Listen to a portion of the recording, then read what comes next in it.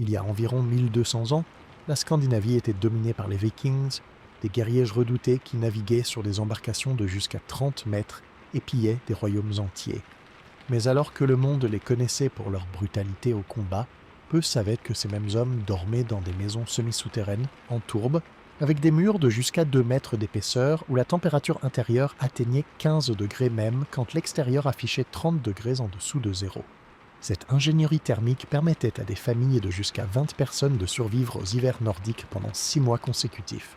Prépare-toi à dormir en écoutant cette vidéo. Abonne-toi à la chaîne, laisse ton like et commente depuis quelle partie du monde tu regardes. Installe-toi confortablement et détends-toi, commençons.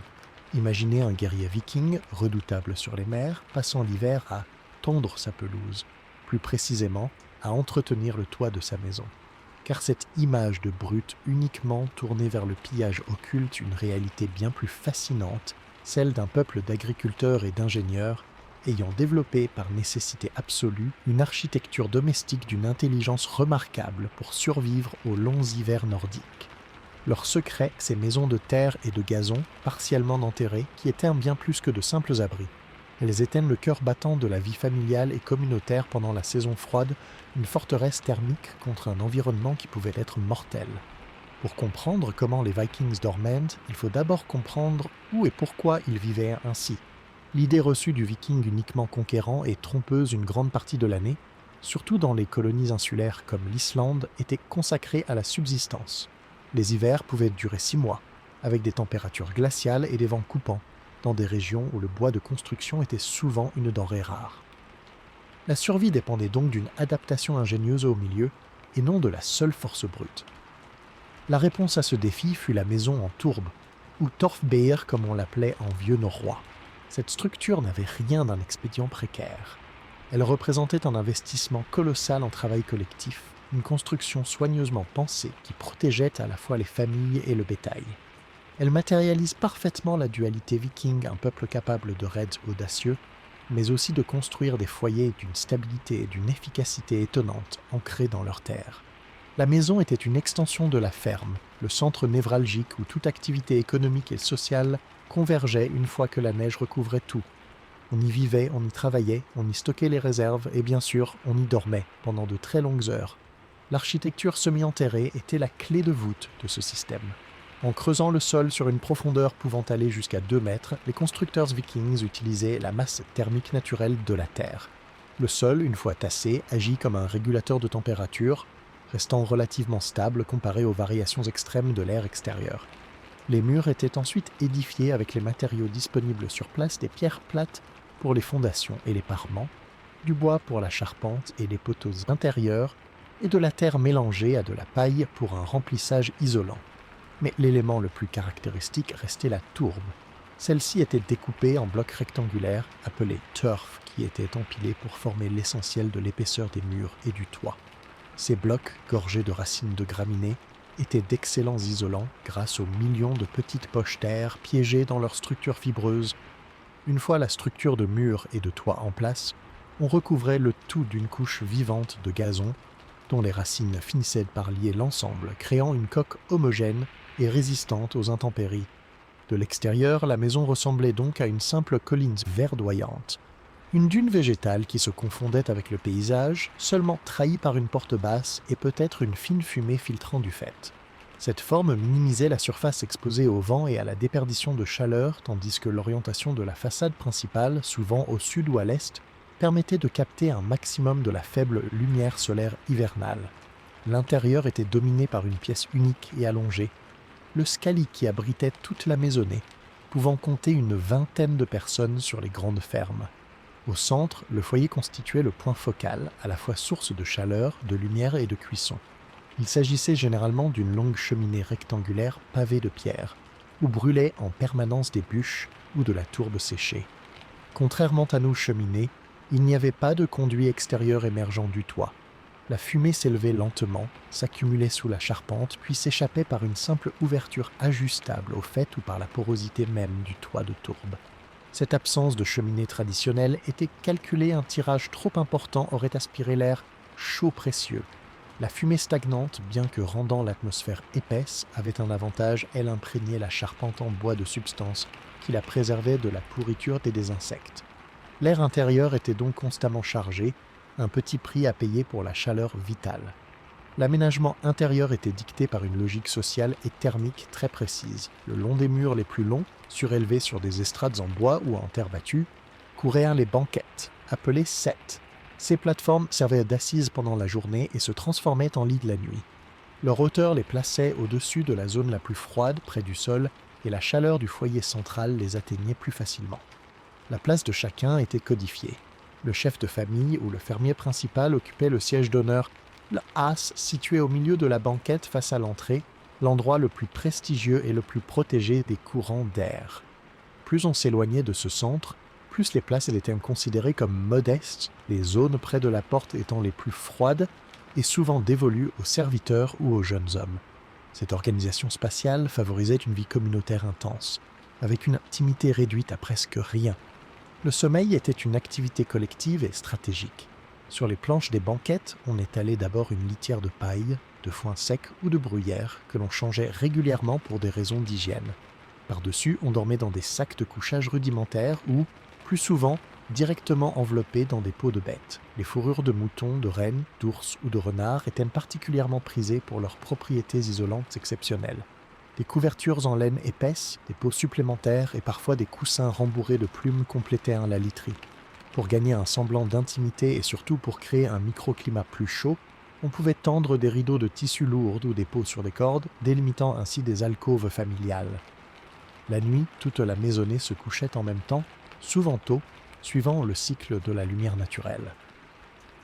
La proximité corporelle n'était pas seulement une question d'espace limité, c'était une méthode de survie active, le partage de la chaleur corporelle constituant un appoint non négligeable dans la lutte contre le froid. Il était aussi courant de placer des pierres chauffées dans les cendres du foyer pour les glisser ensuite au pied des lits, agissant comme des bouillottes primitives. La routine nocturne était ponctuée par la nécessité de veiller sur le feu. Quelqu'un devait se relever périodiquement pour ajouter du combustible et s'assurer que la braise ne s'éteigne pas, sous peine de réveil dans un froid mordant. Le sommeil devait donc être, à certains égards, léger, attentif aux bruits de la maison et aux besoins du foyer central. Cette vigilance partagée renforçait le sentiment de communauté et de dépendance mutuelle. Parfois, lors des nuits les plus rigoureuses, on autorisait même les animaux les plus petits, comme les agneaux, les chevreaux ou les porcelets, à pénétrer dans une partie spécifique de la maison, souvent près de l'entrée ou dans un recoin surélevé. Leur chaleur corporelle supplémentaire était la bienvenue et leur présence rassurante dans l'obscurité. L'atmosphère de cette chambre collective était unique. L'air était tiède, mais lourd de fumée et d'odeurs mêlées la laine humide, le cuir, la soupe aux herbes, la terre et la suie. L'éclairage, après l'extinction des dernières lampes à huile de poisson, se réduisait à la lueur orangée des braises du foyer, projetant des ombres mouvantes sur les poutres du toit. Les sons étaient étouffés par l'épaisseur des murs de terre, le craquement du bois qui brûle, la respiration calme ou les ronflements des dormeurs, le vent qui hurlait au loin, assourdi par la couche de gazon. Cette expérience sensorielle enveloppante, à la fois sécurisante et confinée, façonnait la perception même de l'hiver, un temps de repli, d'introspection et de vie tourné vers l'intérieur du foyer. Ainsi, dormir dans une maison viking en hiver n'avait rien d'un simple repos. C'était un acte profondément ancré dans un système de survie globale. Chaque détail, de l'orientation de la porte à l'épaisseur de la tourbe, de la place du chef à la fourrure utilisée comme couverture, répondait à une logique de préservation de la chaleur et de la cohésion du groupe. La maison de gazon était une technologie parfaitement adaptée à son environnement. Un chef-d'œuvre d'ingéniosité pratique qui permettait à une culture de prospérer dans certaines des conditions les plus difficiles d'Europe. Elle nous rappelle que derrière la légende des guerriers aux casques à cornes, une invention d'ailleurs postérieure, se cachait une société de bâtisseurs résilients, pour qui une bonne nuit de sommeil chaud était la première des victoires sur l'hiver. Cette intelligence de la construction, née de l'observation et de la transmission, trouve même des échos aujourd'hui dans les principes de l'architecture bioclimatique et de l'habitat durable, prouvant que les solutions les plus efficaces sont parfois les plus anciennes et les plus directement inspirés par la nature. Les Vikings ne combattaient pas seulement le froid avec des fourrures, ils l'architecturaient avec de la terre et du gazon, faisant de leur maison un cocon collectif où le sommeil était à la fois un répit et une continuation de la lutte pour la vie. Ce n'était pas par hasard ou par manque d'imagination qu'ils creusaient. S'enterrer partiellement était une décision architecturale mûrie, le fruit d'une sagesse pratique transmise à travers les générations, une réponse directe et ingénieuse aux contraintes d'un environnement austère. Le principe de la construction semi-souterraine repose sur une idée simple mais géniale, utiliser la terre elle-même comme un régulateur thermique passif. En creusant, les Vikings ne construisaient pas seulement une maison, ils s'ancrent dans la masse thermique du sol.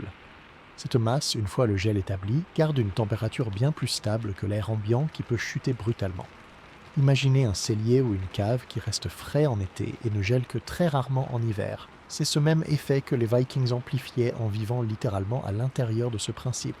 La profondeur de l'excavation variait selon les régions, la nature du sol et l'importance de la ferme, mais elle pouvait facilement atteindre la hauteur d'un homme, soit environ 2 mètres. Ce n'était pas une simple fosse. Les bords étaient soigneusement dressés et renforcés. Cette excavation créait immédiatement un espace protégé des vents dominants, ces vents glacés qui balayaient de la lande et pouvaient emporter la chaleur d'un bâtiment en quelques heures. En réduisant la surface des murs exposés à l'air libre, on réduisait d'autant les pompes thermiques et les déperditions.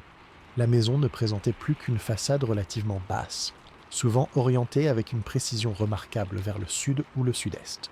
Cette orientation n'était pas anodine. Elle visait à capter chaque parcelle de la précieuse lumière solaire hivernale, ces rayons rasants qui, même faibles, apportait un peu de chaleur et de lumière naturelle à l'intérieur de l'habitation. La faible hauteur de cette façade exposée permettait aussi de mieux la protéger avec des volets de bois ou même par des ballots de paille supplémentaires lors des tempêtes les plus violentes. L'excavation servait également de carrière pour une partie des matériaux de construction. Les pierres extraites lors du creusement n'étant pas perdues, elles étaient triées et réutilisées pour former les solides fondations des murs, ce qu'on appelle les parements. Ces murs de pierre sèche ou légèrement liés à l'argile montaient depuis le fond de la fouille jusqu'au niveau du sol naturel, et parfois un peu au-delà. Ils étaient la colonne vertébrale de la structure, lui assurant stabilité et pérennité. Sur cette base de pierre, on montait ensuite la véritable enveloppe isolante. On utilisait du bois, bien sûr, pour la charpente intérieure et les poteaux porteurs, mais le bois était souvent rare et précieux, surtout en Islande. Il fallait donc l'utiliser avec parcimonie et intelligence. L'isolant principal disponible en abondance était la tourbe. La tourbe, c'est cette couche superficielle du sol, composée de végétaux partiellement décomposés accumulés sur des siècles. Les Vikings la découpaient en blocs rectangulaires compacts, à l'aide de pelles spéciales appelées tuff cutters. Ces blocs, lourds et denses, ressemblaient à de grosses briques de terre marron tissées de racines. Une fois séchés partiellement, ils devenaient des éléments de construction robustes. On les empilait alors pour élever les murs au-dessus du niveau du sol, en les disposant souvent en 2 parements parallèles, un intérieur et un extérieur. L'espace entre ces 2 parements de tourbe était comblé avec de la terre meuble, du gravier ou des mottes de terre herbeuse. Cette technique créait une épaisseur homogène et monstrueuse. Les murs finis pouvaient aisément mesurer 2 mètres d'épaisseur, parfois plus. C'est cette épaisseur qui est au cœur de l'efficacité thermique. Pensez à un gros pull de laine épaisse, plus il est épais, mieux il isole. Ici, la laine était un mélange de terre, de racines et d'air piégé. Le toit suivait une logique similaire. Une charpente en bois, souvent supportée par 2 rangées de poteaux intérieurs, formait la structure portante. Sur cette charpente, on plaçait une couche de branchages, d'écorce ou de peaux de bateaux recyclés, puis on recouvrait le tout de couches successives de tourbes, herbes vers le ciel. Le toit devenait ainsi une extension des murs, une couverture vivante et isolante. Vue de loin, une ferme viking ne se distinguait presque pas du paysage. Elle épousait les courbes du terrain, une simple bosse verdoyante dans la prairie, un tertre naturel qui ne trahissait la présence humaine que par la mince ligne de fumée s'échappant de la crête et la porte basse et sombre. Cette intégration paysagère était aussi une forme de discrétion, peut-être même une défense passive contre les regards indiscrets ou les intempéries. L'entrée elle-même était un chef-d'œuvre de conception thermique. Elle ne se trouvait presque jamais de plein pied avec l'extérieur. On y accédait souvent par un couloir en descente, un passage étroit et parfois en chicane, appelé gang ce couloir, lui aussi partiellement creusé et recouvert, faisait office de sas thermique. Il ralentissait l'entrée de l'air froid direct dans l'espace de vie principal. Parfois, on installait même une porte secondaire ou un simple rideau de peau à l'entrée de ce couloir, créant ainsi un double sas. L'objectif était clair, ne jamais laisser le vent glacial pénétrer en coup de vent dans la salle commune. Cette attention portée aux détails montre à quel point chaque centimètre carré de chaleur était précieux. À l'intérieur, le bénéfice de cette architecture semi-souterraine était immédiatement sensible. La température y était étonnamment stable. Même par un jour de grand froid où le mercure, s'il avait existé, serait tombé très bas, l'intérieur de la maison restait au-dessus de zéro. Bien sûr, il faisait frais, surtout loin du foyer, mais il ne gelait pas. La terre des murs et du sol emmagasinaient la chaleur dégagée par le feu central pendant la journée et la restituait lentement tout au long de la nuit. C'est ce qu'on appelle l'inertie thermique. Les épais murs de tourbe agissaient comme une gigantesque batterie thermique, lissant les écarts entre le jour et la nuit. L'humidité relative était aussi mieux gérée. La terre pouvait absorber l'excès d'humidité produit par la respiration des habitants et des animaux, puis le relâcher lentement lorsque l'air devenait trop sec à cause de la chaleur du feu. Cette régulation passive contribuait à un certain confort, même si l'air restait chargé de fumée. Cette architecture avait aussi ses contraintes et ses inconvénients. L'espace intérieur, bien que spacieux en longueur, était souvent bas de plafond, surtout sur les côtés. La lumière naturelle était rare, se limitant à l'éventuelle ouverture de la porte et peut-être à quelques petits trous d'aération près du faîtage. On vivait donc dans une pénombre quasi permanente, éclairée seulement par le feu et les lampes.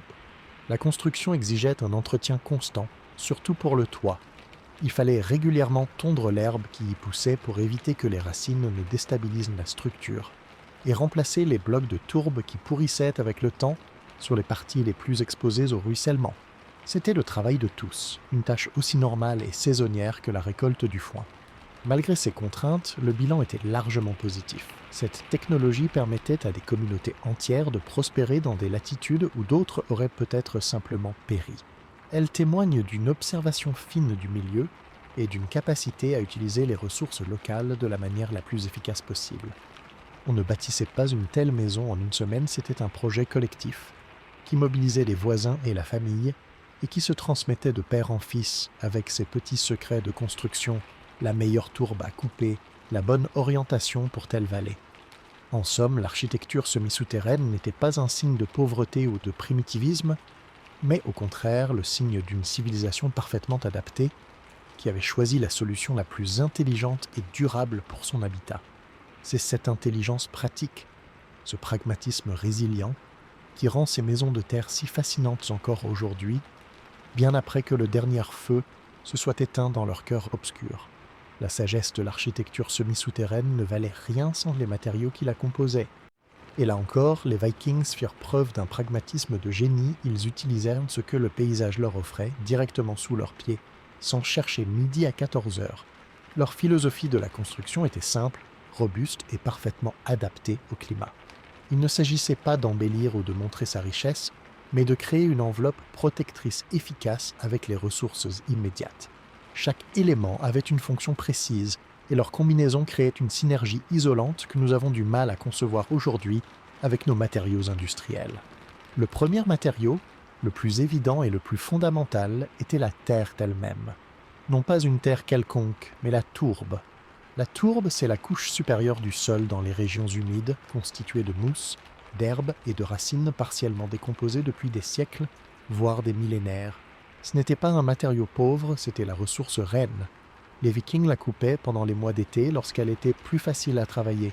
Ils utilisaient des bêches spéciales aux lames longues et droites pour découper des blocs rectangulaires d'environ 40 cm de long, 25 de large et 10 d'épaisseur. Ces blocs, appelés torfs en vieux norrois, étaient lourds, denses et ressemblaient à du pain d'épices compact. Une fois extraits, ils étaient laissés à sécher partiellement au vent et au soleil pendant quelques jours. Le séchage les durcissait légèrement et réduisait leur poids, les rendant plus faciles à manipuler pour la construction. Mais ils ne devaient pas devenir trop secs et friables. Il fallait conserver une certaine souplesse et une certaine cohésion. Ces blocs de tourbe étaient les briques de l'édifice. On les empilait pour former les murs, souvent en 2 rangées parallèles avec un remplissage de terre meuble entre elles. Leur grande qualité était leur pouvoir isolant exceptionnel. La structure fibreuse de la tourbe, pleine de minuscules cavités, piégeait une immense quantité d'air. Or, l'air immobile est un excellent isolant. Cette couche de tourbe, d'une épaisseur totale pouvant dépasser 2 mètres, agissait comme une doudoune monumentale enveloppant toute la maison.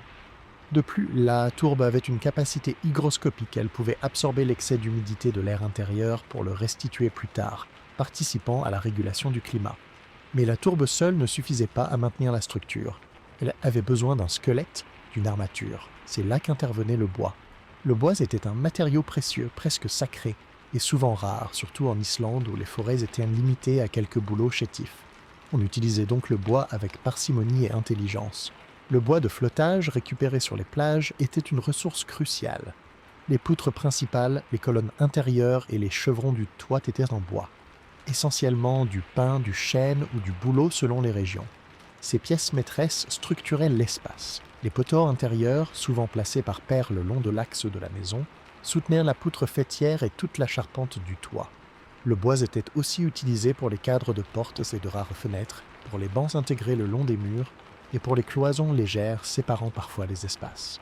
Sa propriété intéressante était sa relative flexibilité et sa résistance à la traction, ce qui permettait à la structure de respirer légèrement sans se fissurer, contrairement à une maçonnerie rigide. Mais le bois à l'intérieur était soumis à une épreuve constante, la fumée.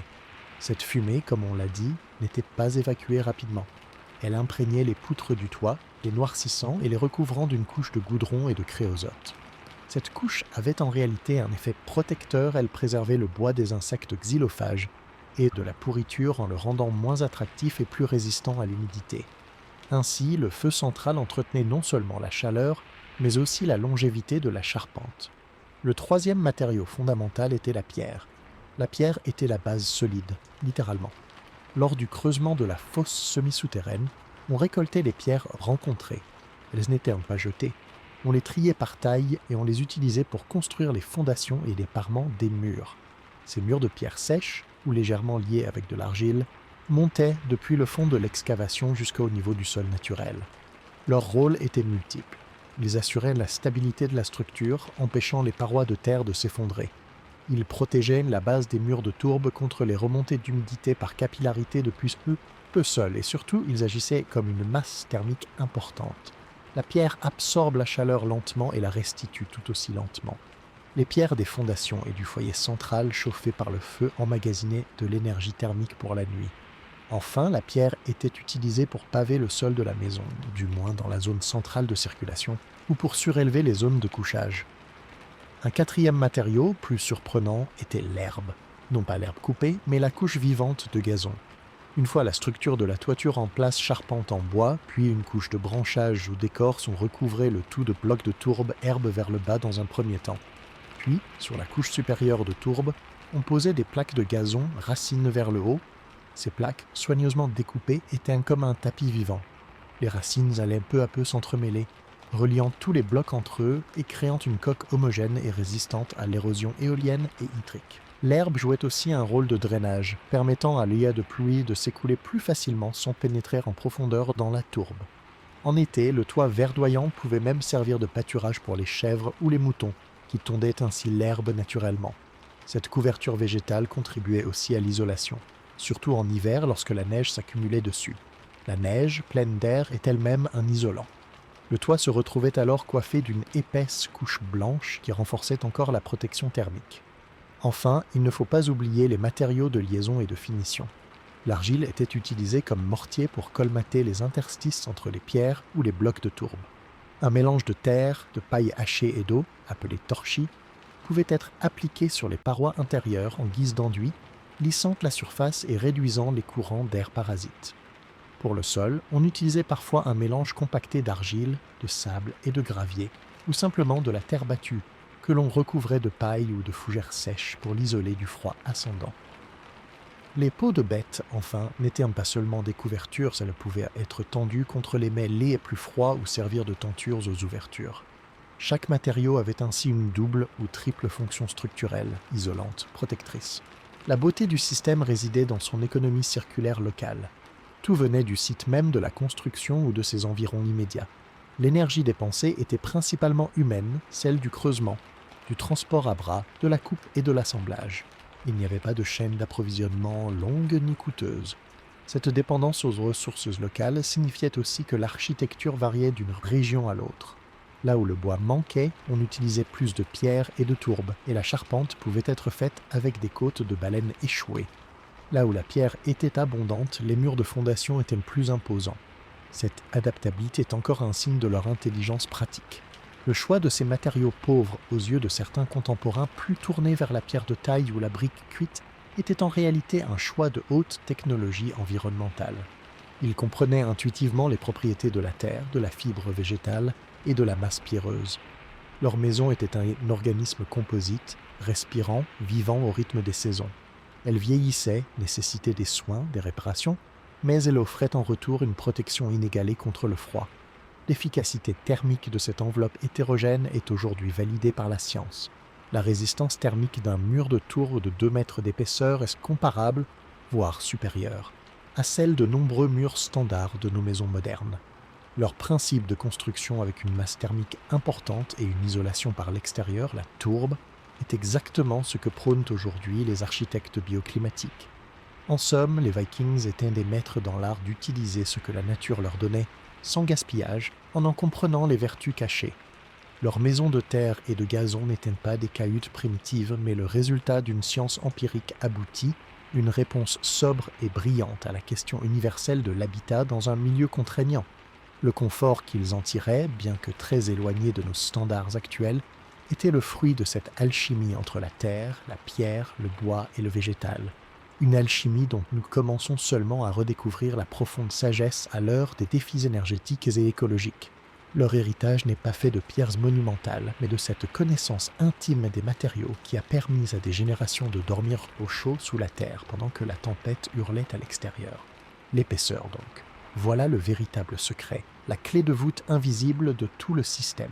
On a parlé de terre, de tourbe, de pierre et de bois. Mais c'est leur agencement en une masse colossale qui fait la magie. En franchissant le seuil d'une telle maison, on ne passe pas simplement une porte, on traverse une frontière thermique. Une épaisseur de mur de 2 mètres, cela ne ressemble à rien de ce que nous connaissons aujourd'hui. Ce n'est pas un mur, c'est une petite colline que l'on a aménagée pour y vivre à l'intérieur. Et cette épaisseur n'est pas homogène comme un bloc de béton.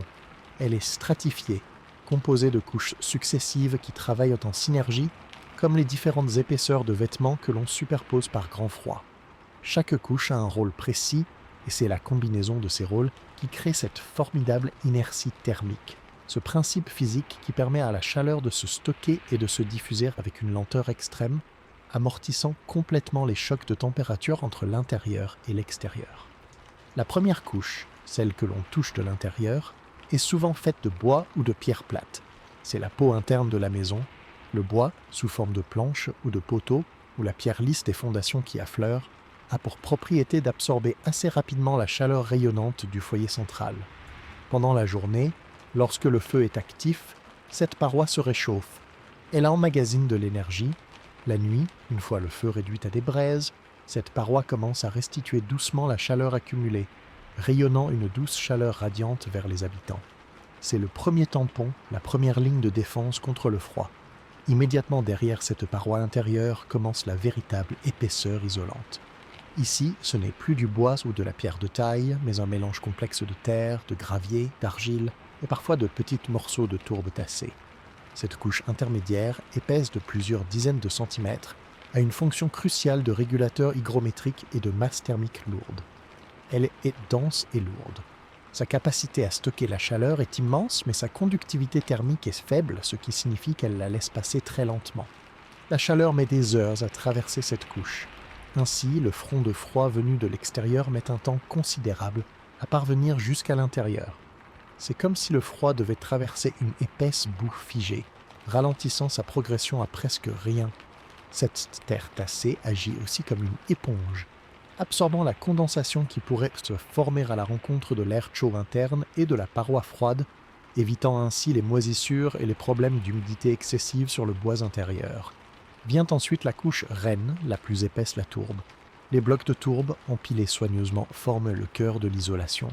Leur structure fibreuse, pleine de micro-alvéoles d'air sec, est un obstacle quasi infranchissable pour le froid. L'air, tant qu'il ne circule pas, est l'un des meilleurs isolants qui existent. Cette couche de tourbe, d'un mètre d'épaisseur ou plus, est littéralement un matelas d'air immobile enfermé dans de la fibre végétale. Elle empêche la chaleur interne de s'échapper par conduction et empêche le froid externe de pénétrer par le même moyen. Mais la tourbe a une faiblesse si elle est gorgée d'eau, elle perd une grande partie de son pouvoir isolant et devient très lourde, risquant d'affaisser la structure. C'est pour cela que la couche extérieure, la dernière, est vitale. Cette couche extérieure est la peau vivante de la maison. C'est le gazon, les herbes et les racines qui poussent directement sur le flanc du mur. Cette couverture végétale a plusieurs missions. D'abord, elle protège la tourbe des intempéries directes.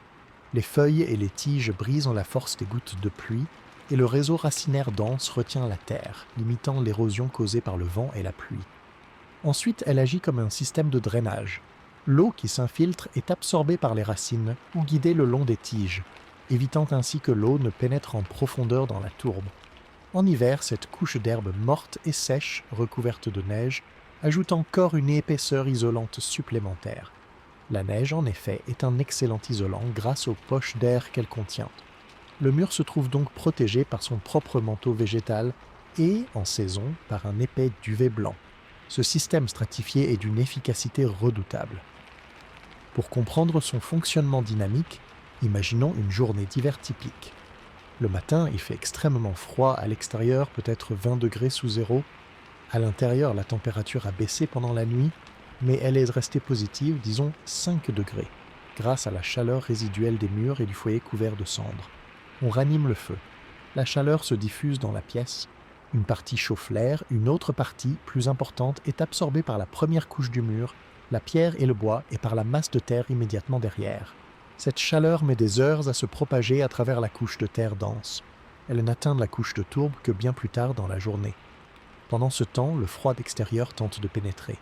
Mais il doit d'abord traverser la couche de neige et de gazon gelé, puis la tourbe froide et sèche. La progression est lente. Le front de froid et le front de chaleur se rencontrent quelque part dans l'épaisseur de la couche de terre, où ils s'annulent presque. Le résultat net est que la paroi intérieure reste à une température stable et supportable, tandis que la paroi extérieure reste gelée. La maison fonctionne comme un thermos géant. L'inertie thermique est si grande que même si le feu venait à s'éteindre complètement, il faudrait plusieurs jours, parfois plus d'une semaine, selon la taille de la maison et la rigueur de l'hiver, pour que le froid d'extérieur parvienne à pénétrer jusqu'au cœur de l'habitation et à geler l'intérieur. Cette lenteur des échanges thermiques était l'assurance vie des habitants. Elle leur donnait une grande marge de manœuvre en cas de problème, de tempêtes prolongées les empêchant de sortir pour chercher du combustible ou de maladies les clouant au lit. La maison elle-même était une réserve de chaleur. Cette épaisseur avait aussi des implications sur la vie quotidienne et la structure sociale. Les murs étant si épais, les ouvertures étaient forcément minimales. Pas de fenêtres, ou alors de toutes petites lucarnes près du toit, obturables par un volet de bois ou une peau. La porte était basse et étroite, souvent précédée d'un couloir en chicane. Cela contribuait à l'obscurité intérieure, mais aussi à un sentiment de sécurité et de cocon. L'espace au pied des murs, sur les banquettes, était le plus chaud, car loin du sol froid et proche de la masse thermique qui rayonnait. La disposition des lits et des sièges n'était donc pas anodine, elle épousait la géographie thermique de la maison. Entretenir ces murs était une tâche communautaire et saisonnière. Au printemps, il fallait inspecter les dégâts de l'hiver, les endroits où la pluie ou la fonte des neiges avait creusé des rigoles, les zones où le gazon n'avait pas repoussé, les éventuels affaissements. On remplaçait alors les blocs de tourbe pourris, on rajoutait de la terre, on replantait des plaques de gazon. Le toit demandait les mêmes soins. Cette maintenance faisait partie du cycle de la vie, au même titre que les smaliers ou la récolte. Elle assurait la pérennité de la structure pour l'hiver suivant. Cette maîtrise de l'inertie thermique à travers l'épaisseur et la stratification est peut-être la plus grande leçon d'ingénierie que nous laissent les Vikings. Ils n'avaient pas de thermomètre ni de coefficient de conductivité thermique. Leur savoir était empirique, fruit de l'observation et de l'expérience accumulée sur des générations. Ils savaient qu'un mur mince laissait passer le froid, qu'un mur de terre épais restait chaud plus longtemps et que le gazon protégeait la terre. Ils ont poussé ce principe à son maximum avec les moyens disponibles. Aujourd'hui, quand on parle d'isolation par l'extérieur, de murs à forte masse thermique, de maisons passives qui minimisent les déperditions, on parle finalement des mêmes concepts. Leurs maisons de terre étaient des prototypes de maisons passives, conçues pour un confort de survivance dans des conditions extrêmes. Cette intelligence de la matière, cette compréhension intime du comportement de la chaleur, force l'admiration. Elle nous rappelle que le progrès technique n'est pas toujours une question de matériaux nouveaux ou de technologies complexes, mais parfois simplement d'une application approfondie et raisonnée de principes fondamentaux, avec les matériaux les plus simples qui soient. La prochaine fois que vous passerez devant un talus de terre, pensez que sous une épaisseur similaire, des familles entières ont vécu, dormi, ri et survécu à des hivers que nous imaginons à peine, protégés par la sage et patiente barrière qu'ils avaient eux-mêmes édifiée entre leur monde et le froid. Au milieu de cette forteresse de terre et de chaleur passive, il y avait un cœur qui battait, un élément vivant et actif sans lequel tout le reste n'aurait été qu'une grotte froide le feu. Non pas une cheminée cosy dans un coin, mais un foyer central, long et rectangulaire, pavé de pierres plates, situé exactement au centre de la salle principale. Ce feu était bien plus qu'un simple outil de cuisson ou de chauffage, il était le pivot de toute la vie domestique, le symbole même du foyer, et son management était une science en soi. Toute la conception de la maison, de son épaisseur à son absence de cheminée, était orchestrée autour de ce feu. Imaginez une longue feuille au sol au milieu de la pièce, où brûlaient en permanence des bûches de bois, de la tourbe séchée, ou même des os et du bois flottés selon les ressources disponibles. La flamme était entretenue jour et nuit, toute la saison froide. Elle n'était jamais complètement éteinte, on la couvrait de cendres pour la faire dormir la nuit, et on la ravivait le matin. L'emplacement central n'était pas un hasard. Il permettait une diffusion optimale de la chaleur rayonnante dans toutes les directions, atteignant autant que possible les banquettes latérales. La chaleur montait, rencontrait la haute toiture et commençait son lent cycle de convection. Mais là où nos maisons modernes évacuent la fumée par une cheminée, le système viking était radicalement différent, et c'est là que leur ingéniosité devient vraiment palpable. Il n'y avait pas de conduit de cheminée traversant le toit. Absolument aucun. À la place, la fumée s'élevait librement du foyer, s'accumulait sous la charpente du toit, dans la pénombre haute de la maison, et trouvait son chemin à travers le matériau du toit lui-même. Le toit de tourbe et de gazon n'était pas étanche à l'air, il était légèrement perméable. La fumée filtrait lentement à travers cette épaisse couche végétale, où s'échappait par un simple trou réglable, souvent situé au fait du toit, qui pouvait être partiellement ouvert ou bouché avec un tampon de tourbe selon la direction du vent et le besoin de tirage. Cette absence de cheminée était un choix délibéré, calculé et absolument crucial pour l'efficacité thermique. Une cheminée traditionnelle, avec son conduit qui crée un fort tirage, aspire l'air chaud de la pièce et l'expulse à l'extérieur à une vitesse folle. C'est extrêmement inefficace d'un point de vue énergétique. En supprimant ce conduit, les Vikings supprimaient cette fuite active de chaleur. L'air chaud et la fumée restaient piégés dans la partie supérieure de la maison, formant une couche tampon chaude qui isolait encore mieux l'espace de vie en dessous. Le principe est similaire à celui d'un double vitrage. La couche d'air chaud et enfumé agissait comme une isolation supplémentaire contre le froid du toit. Bien sûr, cela signifiait que l'air intérieur était constamment chargé de fumée. Les yeux piquaient, surtout en entrant de l'extérieur. Les murs et le plafond étaient noircis par la suie. Mais cet inconvénient était le prix à payer pour une chaleur maximale. Et la fumée avait même des avantages secondaires précieux. En imprégnant les poutres en bois de la charpente, elle les imprégnait de créosote et de goudron, des substances qui les préservaient naturellement de la pourriture et des insectes xylophages. Le bois, ainsi fumé, pouvait durer des décennies, voire des siècles, sans être attaqué. La maison se préservait elle-même grâce à son propre fonctionnement. La gestion de ce feu demandait une expertise constante. Il fallait trouver le bon équilibre entre une combustion suffisante pour chauffer et éclairer, et une combustion trop vive qui produirait une chaleur étouffante et une fumée trop dense, irrespirable. Le choix du combustible était critique. Le bois de chauffage était le plus apprécié, mais souvent rare. La tourbe séchée était le combustible de base dans de nombreuses régions. On la coupait en blocs, on la faisait sécher tout l'été, et on l'empilait en gros tas à côté de la maison. Elle brûlait avec une flamme basse et soutenue, dégageant une chaleur constante mais une fumée assez âcre. Les bouses séchées des animaux étaient aussi utilisées, tout comme les os qui brûlaient longtemps. Chaque membre de la famille avait probablement un rôle à jouer dans l'approvisionnement et l'entretien de ce feu vital. La nuit, une personne, souvent à tour de rôle, devait se lever pour raviver les braises et ajouter du combustible pour éviter que la température ne chute trop. La lueur du feu central était aussi la principale source de lumière. Elle éclairait les visages lors des repas, des travaux de couture ou de réparation des outils et lors des veillées de conte. Elle dansait sur les murs de bois et projetait des ombres déformées, créant une atmosphère à la fois intime et mystérieuse. C'est à cette lumière que les sagas étaient racontées, que les histoires des dieux et des héros étaient transmises. Le feu était donc le centre culturel et social, le point de rassemblement obligatoire. Autour de lui, la hiérarchie se matérialisait, les places les plus prestigieuses, sur les banquettes, étaient celles qui bénéficiaient du meilleur rayonnement, ni trop près de la chaleur étouffante, ni trop loin dans la pénombre froide. La vie s'organisait en cercles concentriques autour de cette source de vie. La cuisine se faisait directement sur les braises ou en suspendant des chaudrons au-dessus des flammes, à l'aide de chaînes ou de trépieds. La qualité de l'air, bien que fumé, était en fait constamment traitée par la chaleur. La haute température près du toit aidait à assainir partiellement l'air en limitant la prolifération de certains microbes, et la fumée elle-même avait des propriétés insecticides, aidant à tenir à distance les parasites dans la paille des lits et les fourrures. Évidemment, les inconvénients respiratoires étaient réels, et les problèmes oculaires ou pulmonaires devaient être fréquents. Mais dans la balance entre mourir de froid et vivre avec les yeux qui brûlent, le choix était vite fait. L'odeur qui régnait dans la maison était d'ailleurs un mélange indissociable de fumée de bois ou de tourbe, de laine humide, de cuir, de nourriture mijotée et de terre. Une odeur forte, persistante, qui s'incrustait dans les vêtements et les cheveux et qui signait l'identité même de l'habitat.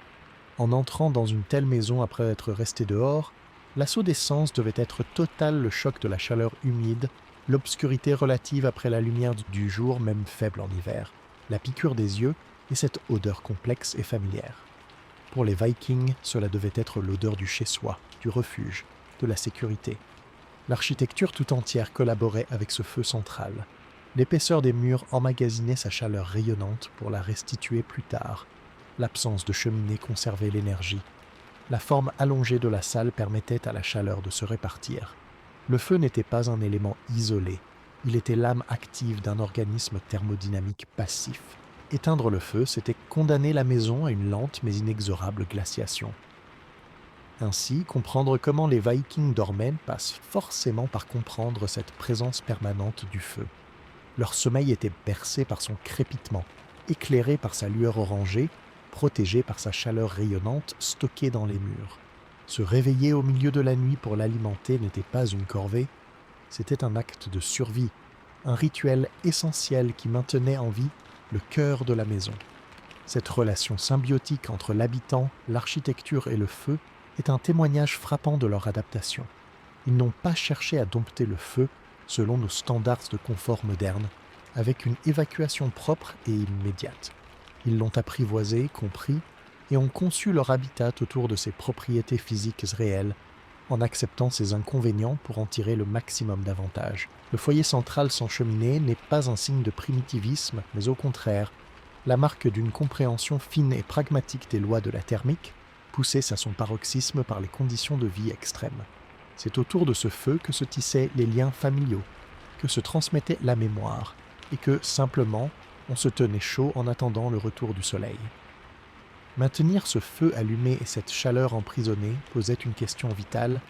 Comment respirer, car enfermer 20 personnes, plus que quelques animaux dans un espace quasi étanche pendant des mois, avec un foyer qui consomme de l'oxygène et dégage de la fumée, c'était un défi d'ingénierie environnementale bien avant l'heure. L'air devait circuler, mais la moindre ouverture mal placée devenait une voie royale pour le froid. L'équilibre était d'une fragilité extrême, et pourtant, les Vikings l'ont résolu avec des solutions astucieuses et pleines de bon sens.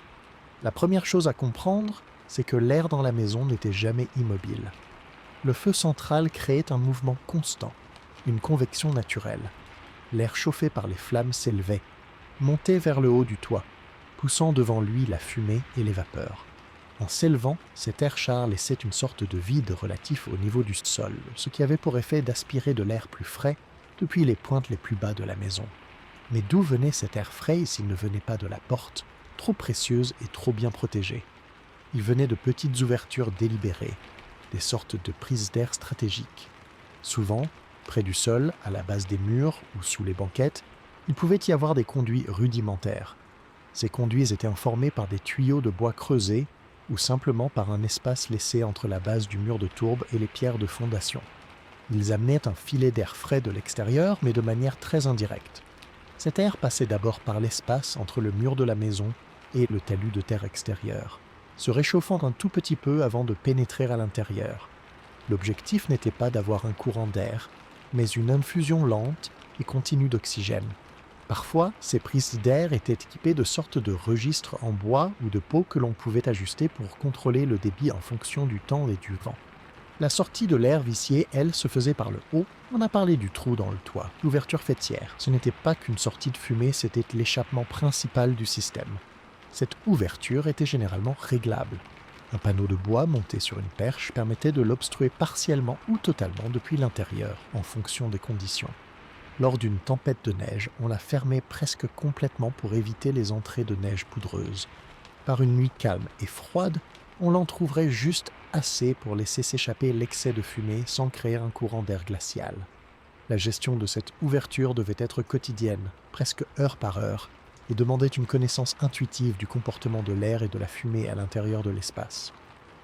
La forme même de la salle, longue et avec un toit haut, favorisait cette stratification de l'air. L'air le plus chaud et le plus enfumé restait en haut comme un plafond mouvant, à une distance de 2 ou 3 mètres au-dessus du sol.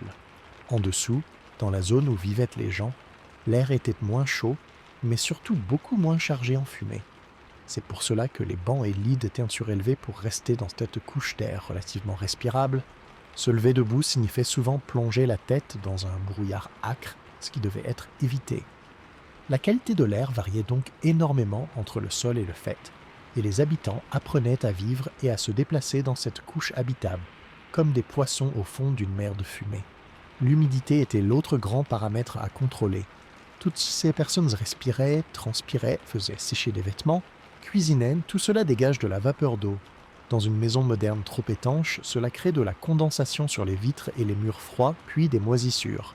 Dans la maison viking, les murs épais jouaient un rôle de régulateur hygrométrique. La terre, la tourbe et l'argile ont la capacité d'absorber l'humidité ambiante quand l'air est trop humide et de la restituer quand l'air s'assèche, par exemple sous l'effet de la chaleur du feu. Cette régulation passive était cruciale. Elle empêchait la condensation excessive qui aurait rendu l'air froid et glacé et qui aurait détrempé les fourrures et les vêtements. Les murs respiraient littéralement, absorbant l'excès d'humidité produit par les habitants. Bien sûr, cela avait une limite. Partant de dégel ou lors de périodes très douces, l'humidité extérieure pouvait pénétrer la tourbe et rendre l'intérieur particulièrement humide et inconfortable. Mais en plein hiver, avec un froid sec à l'extérieur, le système fonctionnait bien. Les odeurs, en revanche, devaient être permanentes et fortes. La fumée, la suie, la laine mouillée, le cuir, la nourriture, les corps, le fumier animal s'il y avait des bêtes à l'intérieur. Tout cela formait un bouquet olfactif intense, auquel les habitants devaient être complètement habitués, mais qui devait frapper tout visiteur extérieur. Cette atmosphère chargée était le prix à payer pour la chaleur. Il n'y avait pas de notion de renouvellement d'air pour le plaisir de respirer un air frais, on renouvelait juste assez pour ne pas suffoquer et pour alimenter le feu en oxygène. La priorité absolue était thermique. La gestion de cet écosystème aérien demandait une attention collective. Tout le monde devait être conscient des signes si la fumée commençait à descendre trop bas, à plaquer au lieu de monter, c'était que le tirage était mauvais, peut-être à cause d'un vent contraire ou d'une ouverture mal ajustée. Il fallait alors intervenir, régler le panneau du toit, ou déplacer légèrement le combustible dans le foyer. Les enfants devaient apprendre très tôt ces signes et ces gestes. C'était une compétence de survie, au même titre que savoir pêcher ou récolter. Cette vie dans un air épais et odorant avait des conséquences sur la santé. Les problèmes respiratoires, les irritations oculaires, les maux de tête devaient être monnaie courante. Mais encore une fois, l'alternative était pire, et il est probable que les organismes s'adaptaient dans une certaine mesure. Une autre source majeure de renouvellement d'air était, bien sûr, l'ouverture de la porte. Chaque fois que quelqu'un sortait pour aller aux latrines, chercher du combustible, s'occuper des animaux dans les tables attenantes, ou puiser de l'eau, un échange rapide avait lieu. L'air froid entrait par le bas, l'air chaud sortait par le haut. Ces brèves ouvertures devaient être rapides et efficaces, et la porte devait être refermée au plus vite. Le couloir d'entrée en chicane ou gang jouait ici son rôle de sas, limitant la brutalité de l'échange thermique. Enfin, il ne faut pas sous-estimer le rôle des matériaux eux-mêmes dans la purification de l'air. La fumée de bois, en particulier, a des propriétés antiseptiques et insecticides. Elle contribuait à assainir l'air en limitant la prolifération bactérienne et en tenant à distance les insectes nuisibles. Le bois brûlé et la suie avaient aussi une certaine capacité à absorber les odeurs. En somme, l'atmosphère intérieure était le résultat d'un équilibre dynamique et précaire entre une douzaine de facteurs: la chaleur du feu, le tirage par le toit, les entrées d'air basse, l'humidité dégagée, la capacité d'absorption des murs et les allées et venues des habitants. C'était un système low-tech remarquablement sophistiqué, géré en temps réel par l'expérience et l'observation. Aucun thermomètre, aucun hygromètre, juste les sens, la vue de la fumée, la sensation de l'air sur la peau, l'odeur, la difficulté à respirer. Cette maîtrise empirique de la qualité de l'air dans un espace confiné est l'un des aspects les plus impressionnants de leur quotidien. Elle montre qu'ils ne subissaient pas passivement leur environnement, ils le régulaient activement, avec les moyens du bord, pour créer les conditions minimales d'une survie prolongée en communauté. Dormir dans cet air signifiait s'endormir avec une certaine lourdeur dans la poitrine, le nez et les vêtements imprégnés de fumée, mais avec la certitude que l'oxygène serait toujours là au petit matin, que la couche de fumée haute protégeait du froid du toit et que les murs de terre absorbaient silencieusement l'humidité de leur respiration. C'était un confort rude, gagné de haute lutte contre les lois de la physique. Un confort dont nous avons perdu jusqu'à la notion. Nous qui vivons dans des maisons où l'air est changé mécaniquement et où la seule fumée est une anomalie. Pour eux, c'était simplement l'air de la maison, l'air qui permettait de vivre un hiver de plus. Dans cet air stratifié et confiné, chaque centimètre carré avait une fonction et une signification sociale bien précise. L'espace intérieur de la longue maison, le scali, n'était pas un grand terrain vague où l'on s'installait au hasard. Il était découpé mentalement et physiquement selon une cartographie rigide qui reflétait la hiérarchie familiale, les rôles de chacun et la lutte permanente pour le confort thermique. En entrant, on pénétrait d'abord dans la zone la plus froide et la moins prestigieuse près de la porte. Ici, le courant d'air était palpable lors des entrées et sorties et la chaleur du foyer central mettait du temps à parvenir. Cette zone était souvent le domaine des tâches sales ou bruyantes et le lieu de vie des personnes de statut inférieur. On pouvait y trouver un enclos pour les animaux les plus faibles en hiver, un espace pour entreposer le bois et la tourbe à brûler, ou encore l'atelier pour les réparations urgentes. C'était aussi, très probablement, l'endroit où dormaient les esclaves, les serviteurs ou les jeunes hommes en âge de travailler. Leur sommeil y était certainement plus froid, plus exposé au courant d'air et plus interrompu par les allées et venues. En avançant vers le centre, on atteignait l'espace de vie principal, structuré de part et d'autre de l'allée centrale par de longues banquettes surélevées, les fameux sets, ces plateformes, construites en bois et remplies de terre ou de pierre, couraient sur toute la longueur des murs les plus longs. Elles étaient la pièce maîtresse de l'aménagement intérieur. Leur hauteur, généralement à mi-cuisse, avait une raison thermique cruciale, elle élevait les personnes au-dessus de la couche d'air la plus froide qui stagnait au niveau du sol de terre battue. Sur ces banquettes, on vivait. Le jour, elles servirent de siège, de table de travail pour le filage de la laine, la confection des filets, la taille des outils ou la préparation de la nourriture. La nuit, elles se transformaient en lits collectifs. Chaque famille ou chaque groupe familial possédait une section attitrée de cette banquette. L'emplacement de cette section n'était pas laissé au hasard, il disait tout de votre place dans la maisonnée. Le lieu le plus important, le plus chaud, le plus protégé, était le siège du maître de maison, appelé as. Il était toujours situé au centre de la banquette du côté nord, face à l'entrée principale. Pourquoi le nord? Parce que c'était le mur le plus éloigné de la porte, le moins susceptible de recevoir des courants d'air froid direct. De plus, étant dos au mur nord, le chef avait une vue imprenable sur toute la salle, la porte et le feu central. Sa position symbolisait son autorité et son rôle de protecteur du foyer. À ses côtés immédiats prenaient une place son épouse, ses fils aînés et les invités de marque. L'épouse avait souvent un espace qui lui était propre. Parfois sur le côté opposé, près des objets du quotidien qu'elle gérait les métiers à tisser, les récipients de cuisine, les réserves de laine. De l'autre côté du feu, sur la banquette sud, s'installait le reste de la famille, les parents âgés, les enfants plus jeunes et les hommes libres de la ferme. Plus on s'éloignait du centre vers les extrémités est et ouest de la maison, plus les places étaient froides et moins prestigieuses.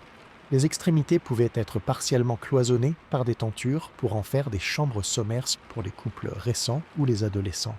Mais dans l'ensemble, la vie était publique. Il n'y avait pas de chambre privée au sens où nous l'entendons. L'intimité était un concept presque inexistant. On dormait, on mangeait, on travaillait, on socialisait sous le regard de tous. Cette promiscuité forcée forgeait une cohésion sociale très forte, mais devait aussi générer des tensions qu'il fallait gérer au quotidien. Le centre de la pièce, l'allée entre les deux banquettes, était un espace de circulation et d'activité. C'est là que se trouvait le foyer central, bien sûr. Autour de lui, on cuisinait, on se réunissait pour les repas pris en commun, on écoutait les skalds raconter des sagas, on jouait peut-être à des jeux de plateau comme le Schneefatafel. C'était l'espace social par excellence, éclairé par les flammes, animé par les conversations. Derrière les banquettes, entre le bord de la plateforme et le mur, il y avait souvent un étroit couloir ou un espace de rangement. On y glissait les coffres en bois qui contenaient les vêtements, les outils personnels, les bijoux et les objets de valeur. Ces coffres, verrouillables, constituaient l'une des rares formes de propriété privée et d'intimité matérielle. Ils servaient aussi de sièges supplémentaires ou de tables basses. Le mobilier était rare et multifonction. Outre les coffres, on pouvait trouver des tabourets déplaçables, des métiers à tisser verticaux, des râtelières pour suspendre les armes qui étaient probablement accrochées aux poteaux ou aux murs loin de l'humidité du sol et des étagères rudimentaires. La décoration était sobre mais pas absente. Les poteaux de bois pouvaient être sculptés de motifs géométriques ou de têtes d'animaux stylisés. Les tissus, les peaux et les armes bien entretenus ajoutaient de la couleur et de la texture à l'environnement autrement assez sombre. L'organisation de l'espace suivait aussi le rythme du jour. Le matin, les couvertures et les pots des lits étaient roulés et rangés sur les coffres ou dans des niches, transformant les banquettes en sièges pour la journée. L'espace central était dégagé pour les activités. Le soir, le processus inverse s'opérait. On déployait les couchages, on tendait éventuellement des rideaux de séparation, et la grande salle se transformait en un vaste dortoir communautaire. Cette transformation quotidienne était un rituel qui marquait le passage entre le temps du travail et le temps du repos. Cette structure spatiale avait une profonde influence sur les relations sociales et la psychologie. La hiérarchie était constamment visible et palpable. Un enfant grandissait en sachant exactement où était sa place, littéralement.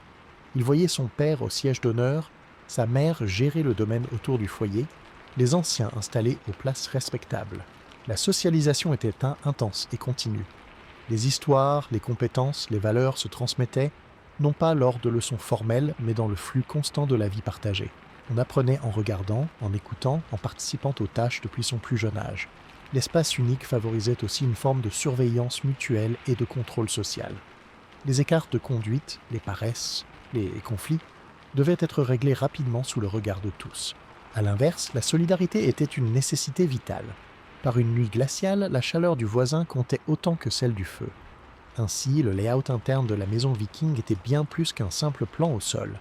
C'était la matérialisation de leur ordre social, de leur priorité de survie et de leur conception de la famille étendue. Chaque détail, de la hauteur d'une banquette à l'orientation du siège du chef, était le fruit d'une longue adaptation à un environnement hostile.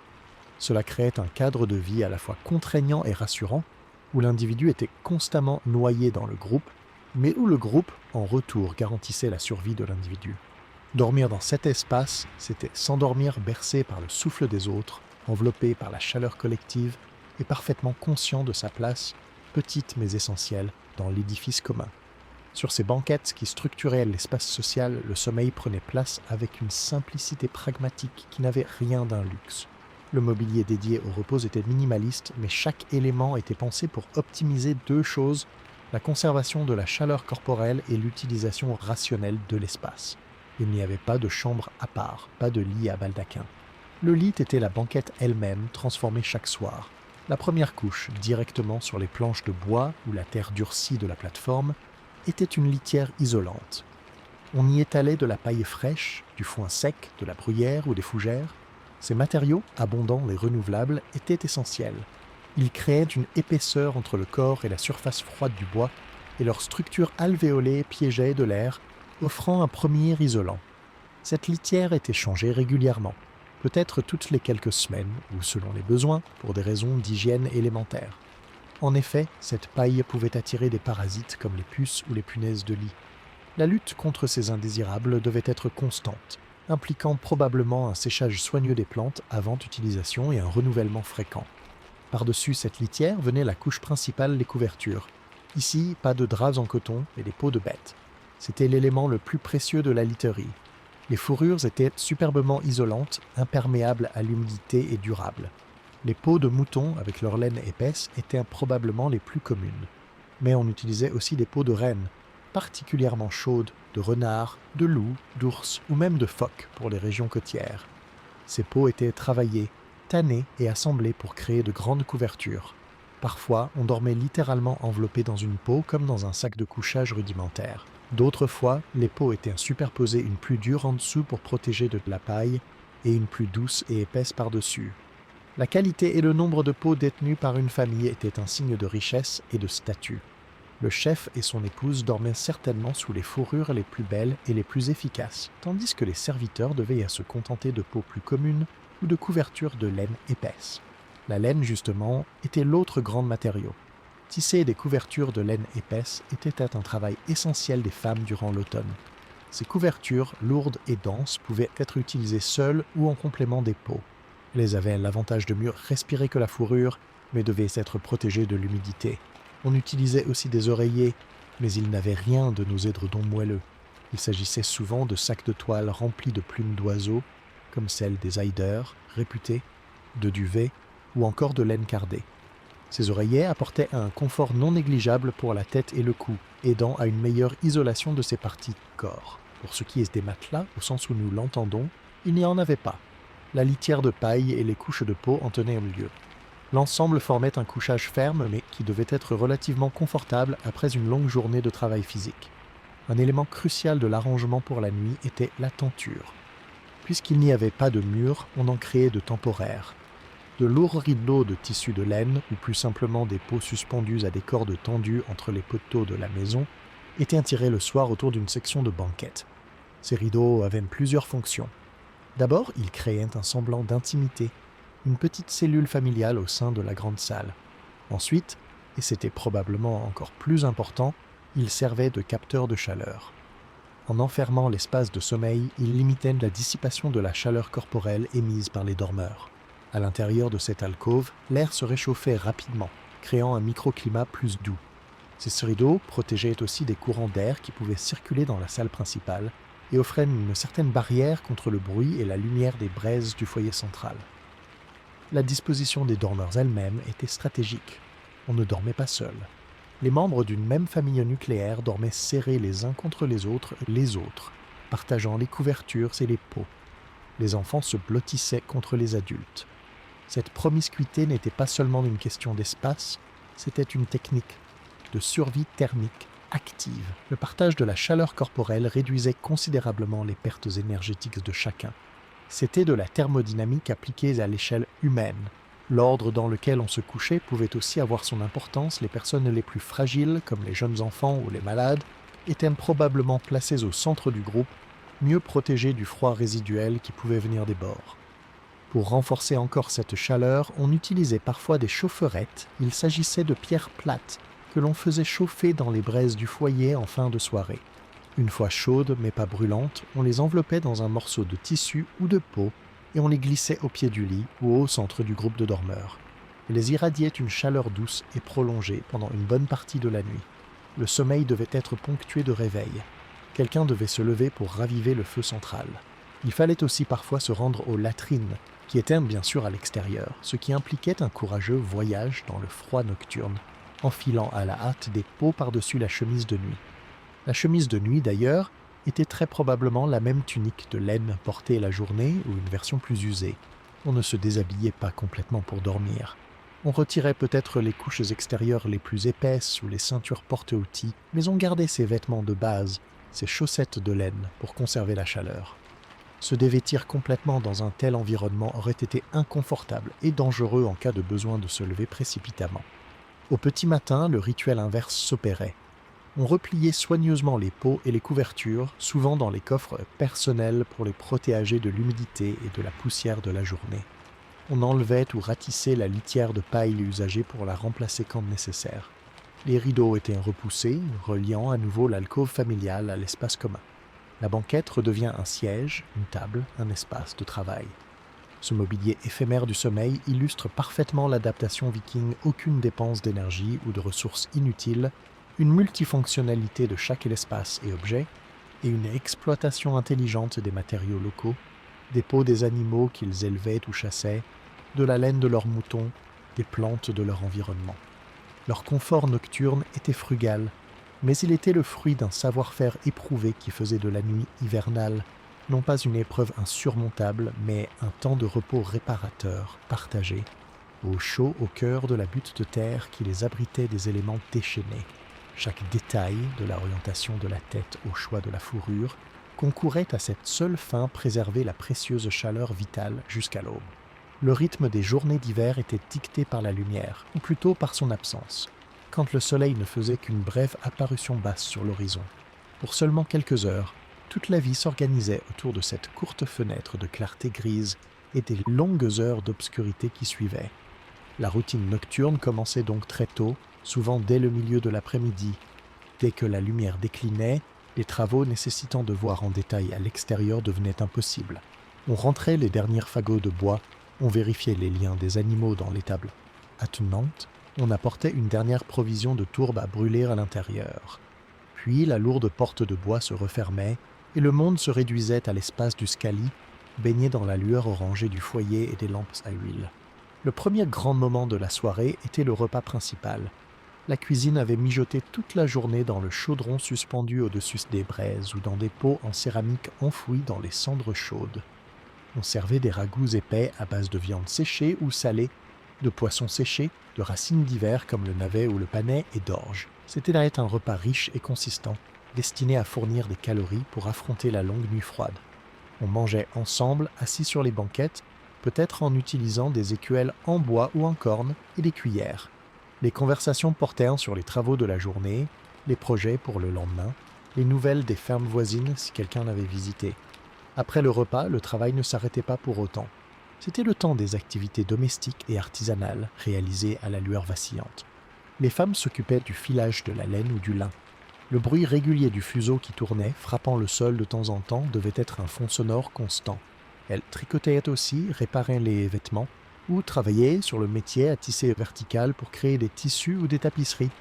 Les hommes profitaient de ce temps pour affûter leurs outils, réparer des harnais, sculpter le bois ou l'os pour en faire des ustensiles, des jouets ou des pièces de jeu. C'était un temps productif où l'on utilisait les ressources de la main-d'œuvre familiale, tous âges confondus. Les enfants avaient probablement des petites tâches adaptées tout en écoutant les histoires des adultes. Cette période de travail du soir était cruciale, elle permettait de maintenir l'équipement en état et de produire les biens nécessaires à la vie quotidienne, transformant des mois d'enfermement en une période de production intensive. Venaient ensuite les moments plus dédiés à la socialisation et au divertissement. C'était l'heure des sagas. La tradition orale était le ciment culturel et le principal loisir. Le maître de maison, ou un visiteur réputé pour sa mémoire, pouvait raconter des épisodes des grandes sagas héroïques, des histoires des dieux, Odin, Thor, Freyja, ou des récits des ancêtres de la famille.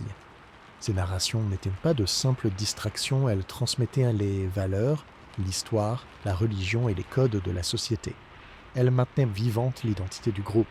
Parfois, on jouait de la musique avec des instruments simples comme la lyre, la flûte ou le tambour. Les jeux de société comme le Schnefatafel, un jeu de stratégie parfois appelé l'échec des Vikings, étaient aussi populaires. Ces jeux devaient créer des moments de rire et de compétition amicale, une façon de stimuler l'esprit durant les longs mois monotones. Peu à peu, la fatigue s'installait. Le feu était ravivé une dernière fois pour la nuit, avec des bûches ou de la tourbe qui se consumerait lentement. On procédait aux dernières vérifications, la porte était bien calée. L'ouverture du toit partiellement obstruée selon la météo, les animaux silencieux dans leur partie. Puis venait le rituel de la préparation des couchages. Comme décrit précédemment, on sortait les pots et les couvertures des coffres. On tirait les rideaux de séparation pour les familles qui en avaient. On créait ces petits sanctuaires privés au sein de l'espace commun. La chaleur accumulée par les murs et le sol, combinée à celle du feu encore vif, rendait l'atmosphère de la maison supportable, même confortable dans les alcôves bien closes. Le moment du coucher était collectif. Tout le monde se glissait sous les fourrures à peu près en même temps. Les conversations continuaient à voix basse dans l'obscurité relative, puis s'éteignaient progressivement. La seule lumière restante était la lueur rougeoyante des braises du foyer central, et peut-être la faible lueur d'une lampe à huile de poisson suspendue quelque part pour éclairer celui qui devait veiller. La nuit n'était pas un bloc de sommeil ininterrompu.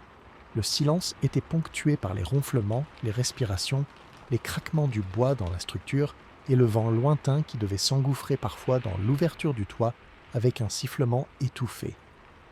La tâche la plus importante était de se relever pour entretenir le feu. Cette corvée nocturne tournait probablement parmi les adultes. Se lever signifiait sortir de la chaleur de l'alcôve, affronter l'air frais de la salle principale et souffler sur les braises pour y ajouter du combustible.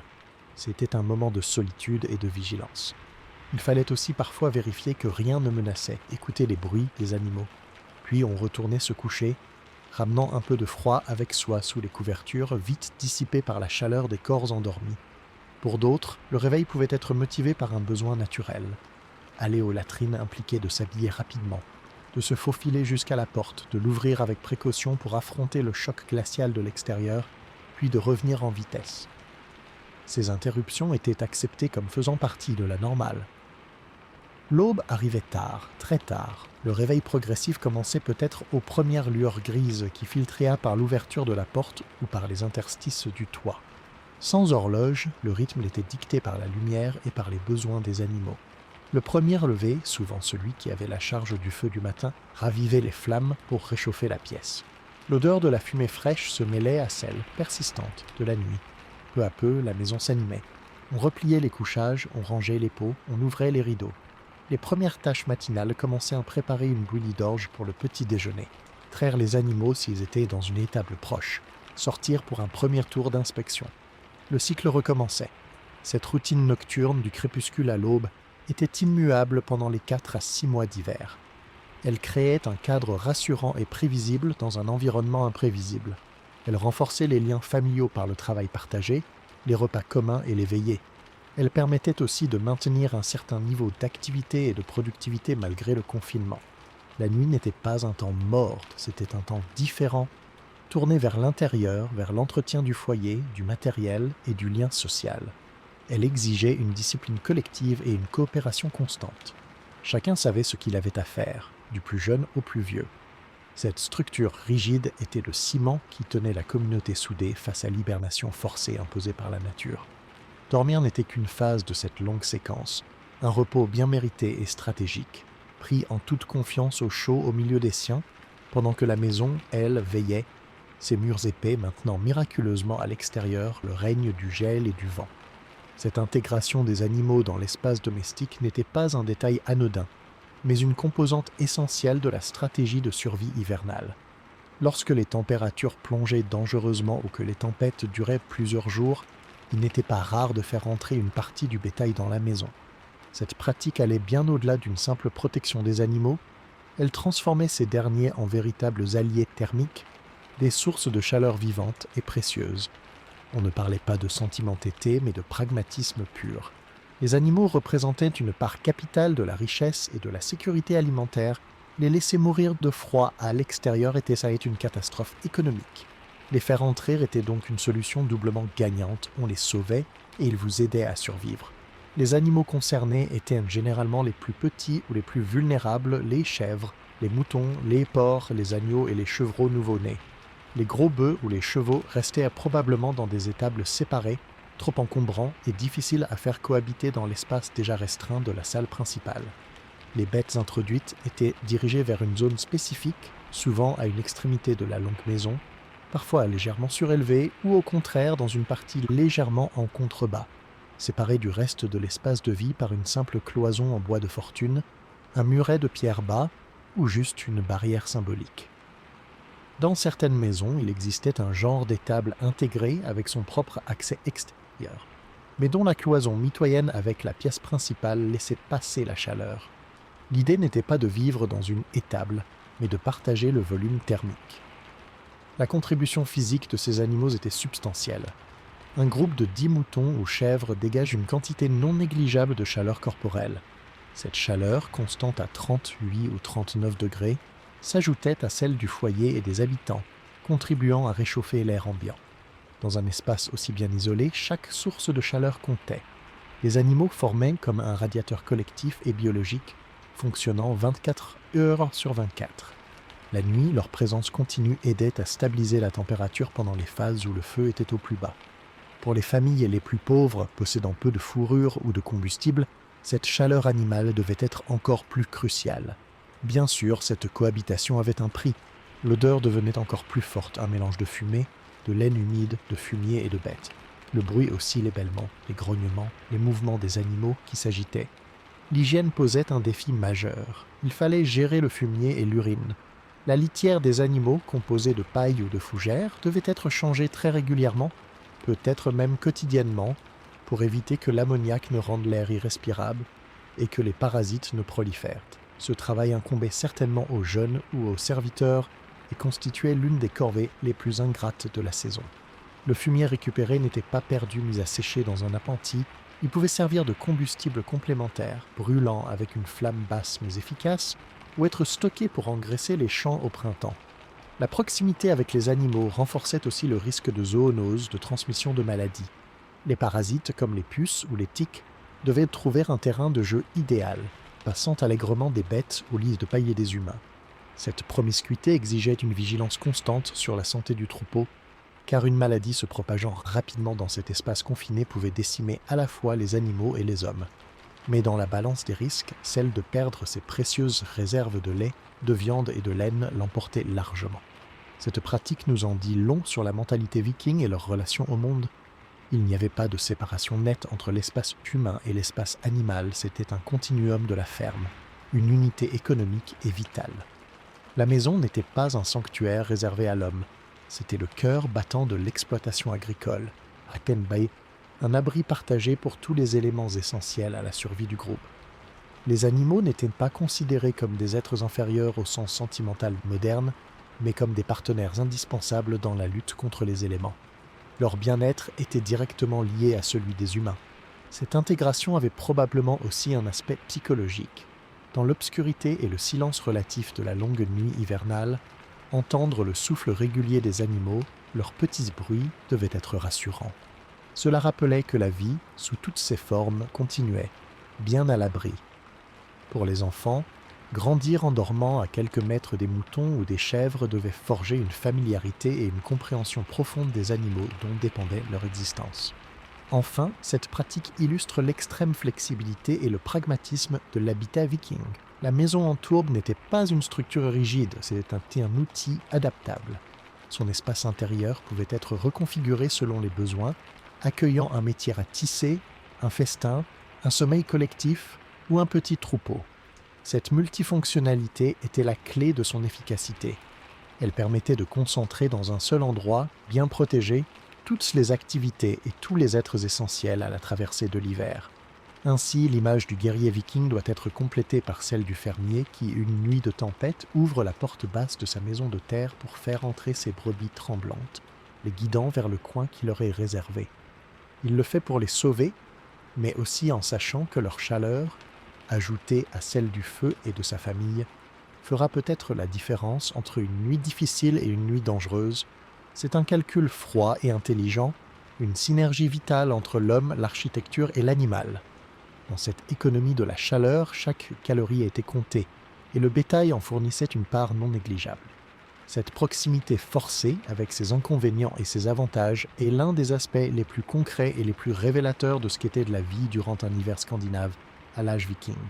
Elle montre une société qui optimisait toutes les ressources à sa disposition, sans faux-semblant, où la frontière entre le domestique et le sauvage, entre le confort et la survie, était incroyablement mince, et où le sommeil, humain ou animal, était une denrée précieuse que l'on se partageait pour mieux la préserver. Cette promiscuité permanente, avec les animaux et entre les humains, avait un coût sanitaire évident. Vivre dans un espace confiné, malgré toute l'ingéniosité de la ventilation passive, signifiait partager bien plus que la chaleur. On partageait aussi les microbes, les parasites et les risques de maladies.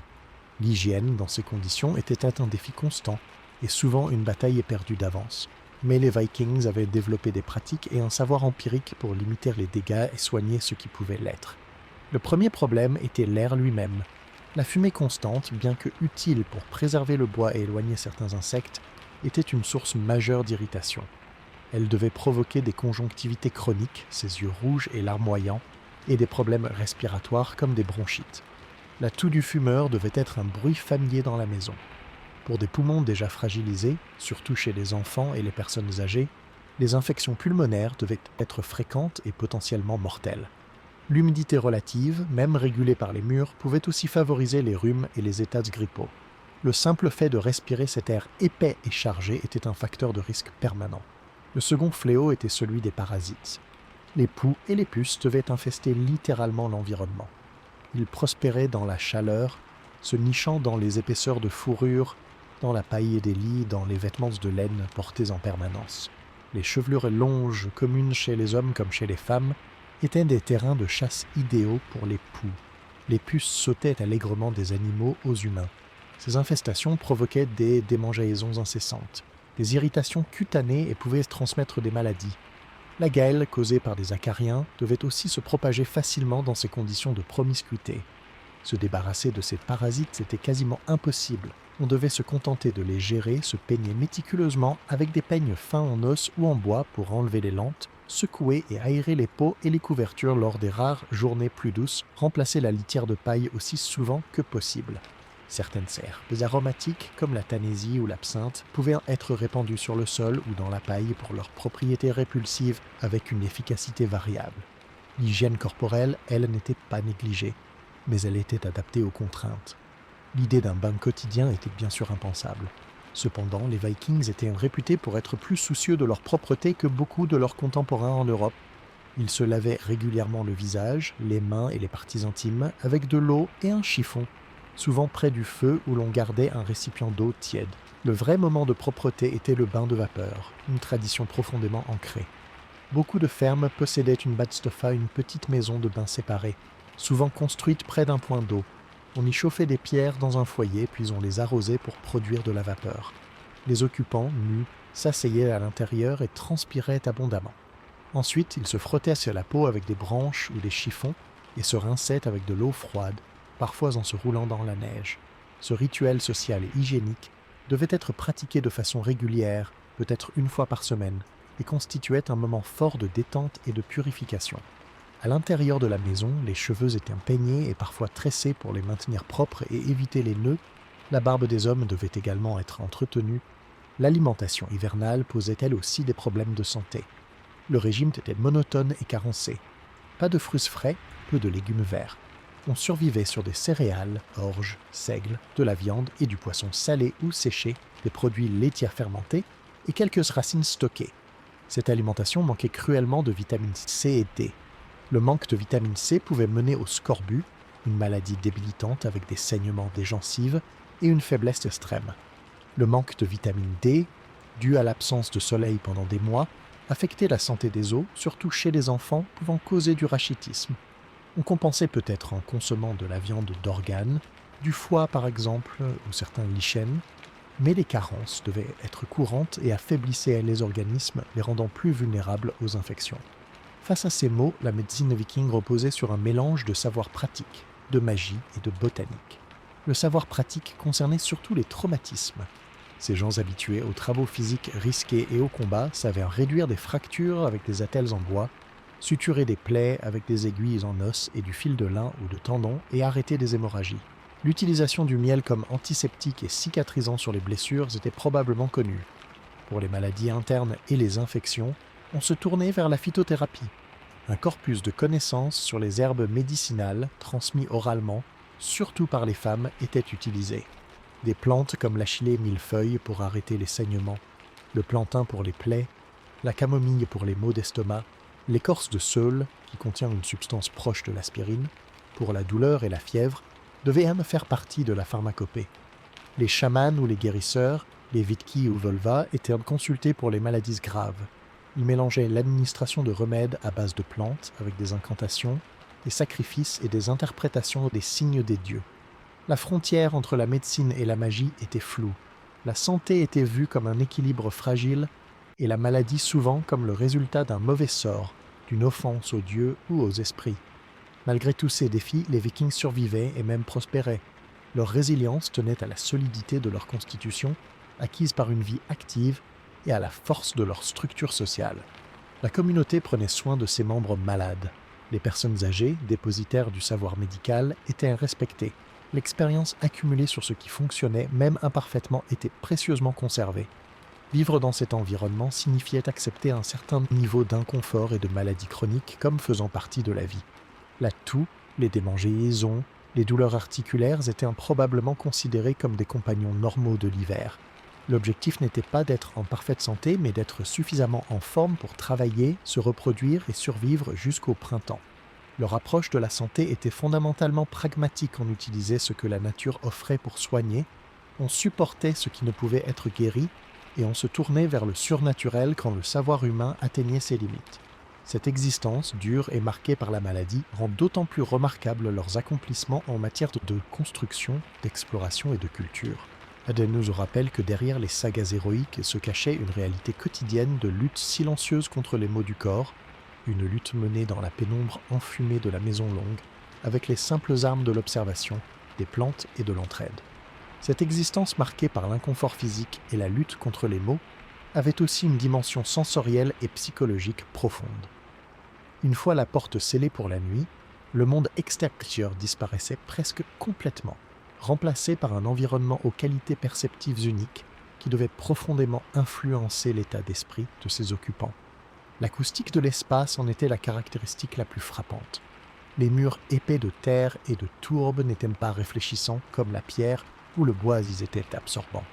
Ils engloutissaient les sons, étouffaient les bruits aigus, créant une ambiance sourde et feutrée. Les conversations ne résonnaient pas, elles portaient à peine.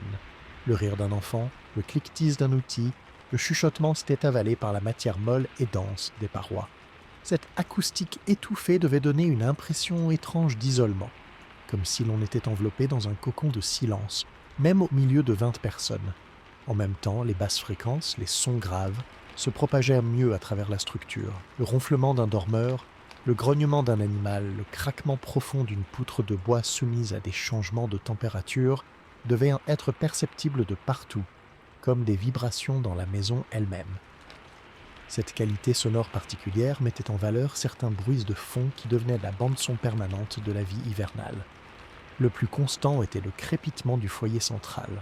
Ce son, changeant selon qu'on y jetait une bûche verte, de la tourbe sèche ou des os, était le pouls audible de la maison.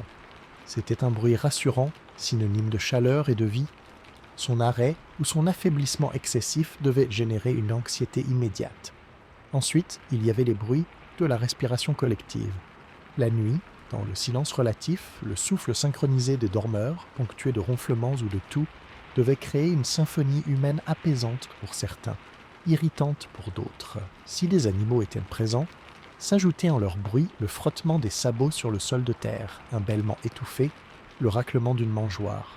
Et par-dessus tout, il y avait le vent. Mais ce n'était pas le vent tel qu'on l'entend de l'extérieur, c'était un vent lointain, atténué, qui passait au-dessus du toit de gazon. Un gémissement bas et continu, un sifflement très lointain dans les interstices. Parfois, lors d'une tempête, il devait s'amplifier, rappelant avec force la menace extérieure, mais toujours en sourdine, comme une bête massive qui rôderait au-dessus d'eux sans parvenir à percer leur coquille. Cette séparation auditive d'avec l'extérieur était fondamentale. Elle renforçait le sentiment de sécurité, mais aussi celui d'enfermement.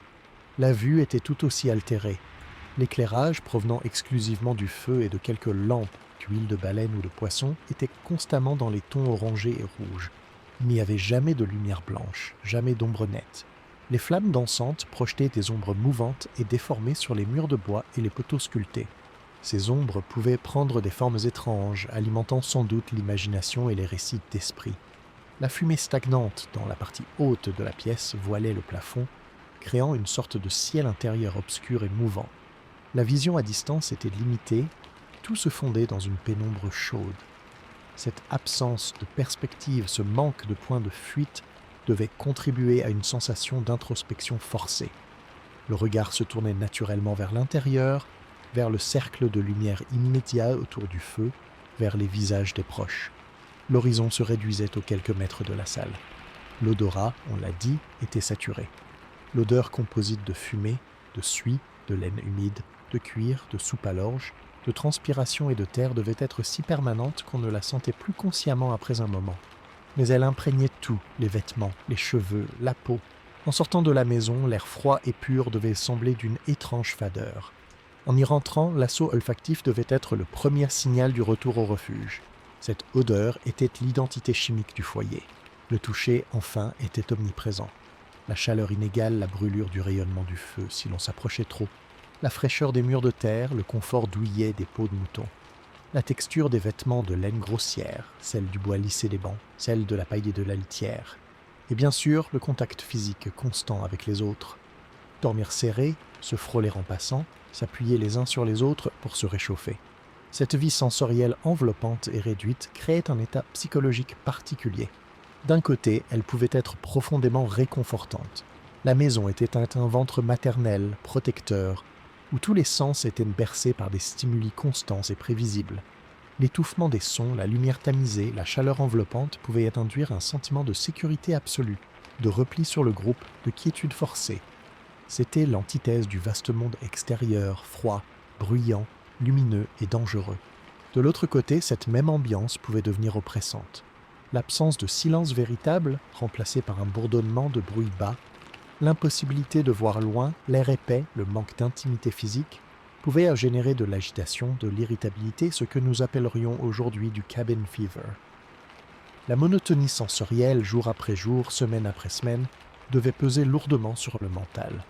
Les tensions interpersonnelles, inévitables dans un tel confinement, devaient s'être exacerbées par cette impossibilité de s'isoler, ne serait-ce que par la vue ou l'ouïe.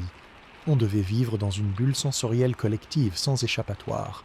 C'est probablement dans ce contexte que la tradition orale prenait tout son sens. Les histoires et les sagas n'étaient pas seulement un divertissement, elles étaient une évasion mentale essentielle. Elles transportaient l'esprit au-delà des murs de terre, vers des mers lointaines, des batailles épiques, des royaumes des dieux. La voix du conteur, dans cette acoustique étouffée, devait captiver totalement l'auditoire, créant un point de focalisation qui transcendait l'environnement immédiat. La musique, les jeux, avaient la même fonction, rompre la monotonie sensorielle par la stimulation de l'esprit et des émotions. L'état psychologique résultant était probablement un mélange de résignation, de résilience et d'adaptation profonde. Les Vikings devaient développer une capacité à faire avec, à accepter cette immersion sensorielle comme la condition normale de l'hiver. Leur psyché collective devait être marquée par cette alternance radicale entre les saisons, l'expansion estivale, avec ses voyages, ses travaux au champ, sa lumière abondante, et la contraction hivernale, avec son repli, son introversion, sa vie tournée vers l'intérieur du foyer.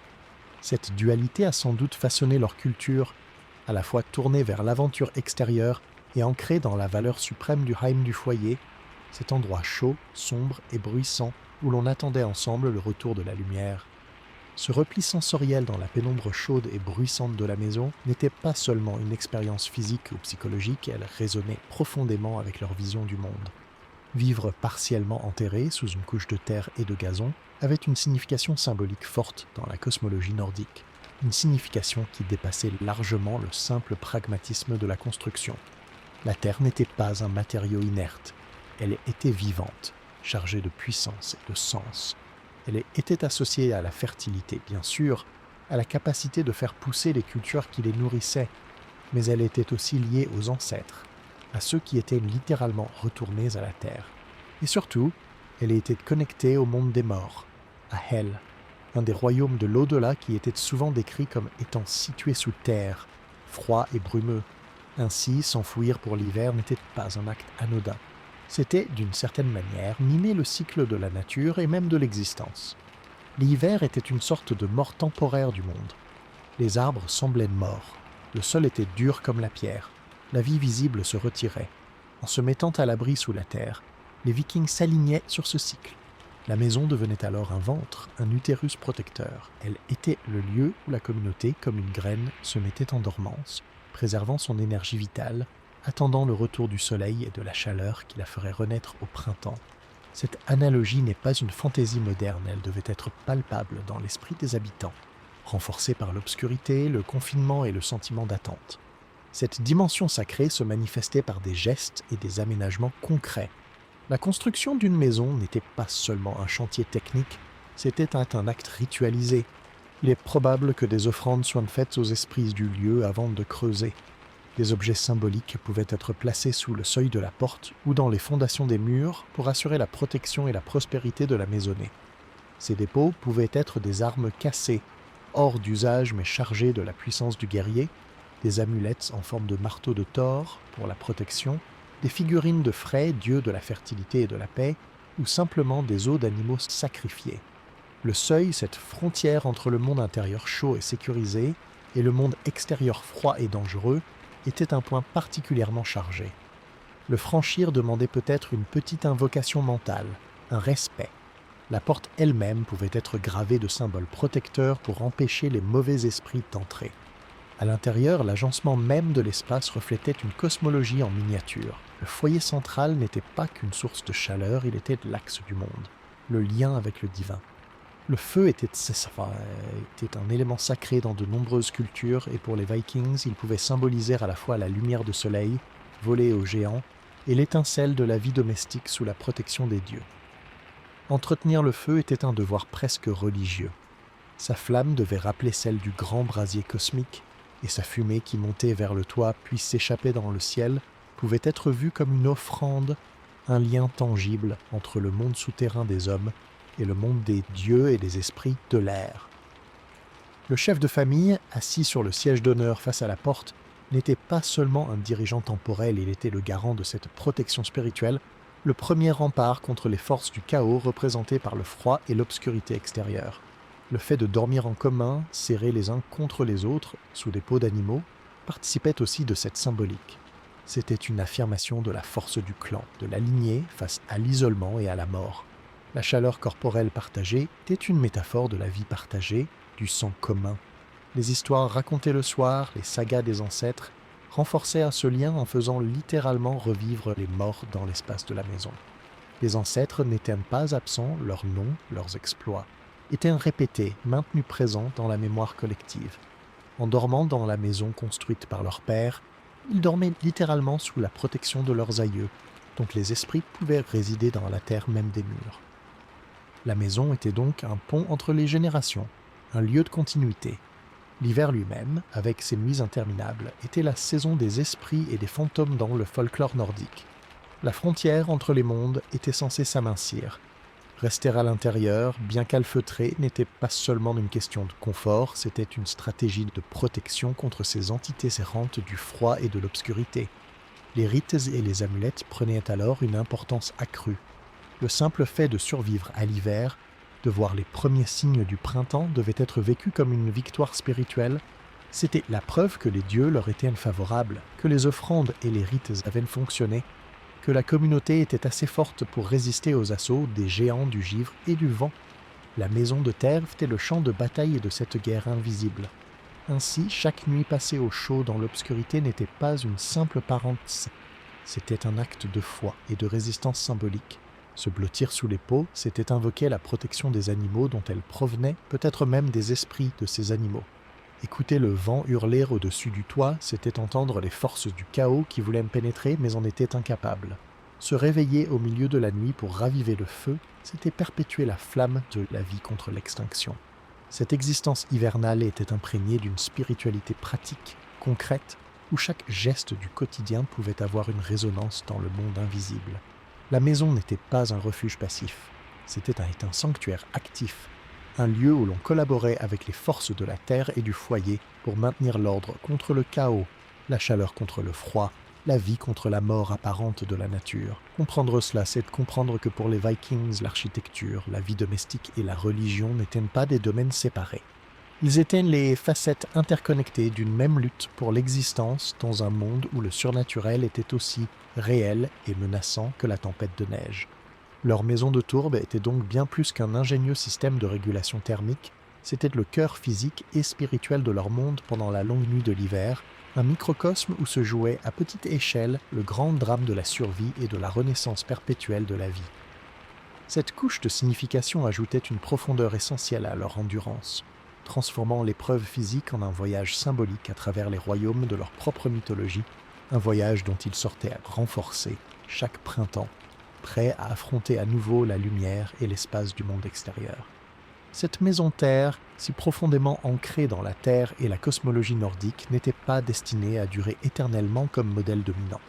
Son déclin, lent et inéluctable, s'amorça avec les grands bouleversements qui transformèrent la Scandinavie à partir des XIe et XIIe siècles. Deux forces majeures ont joué la christianisation et l'intensification des échanges commerciaux et culturels avec le reste de l'Europe.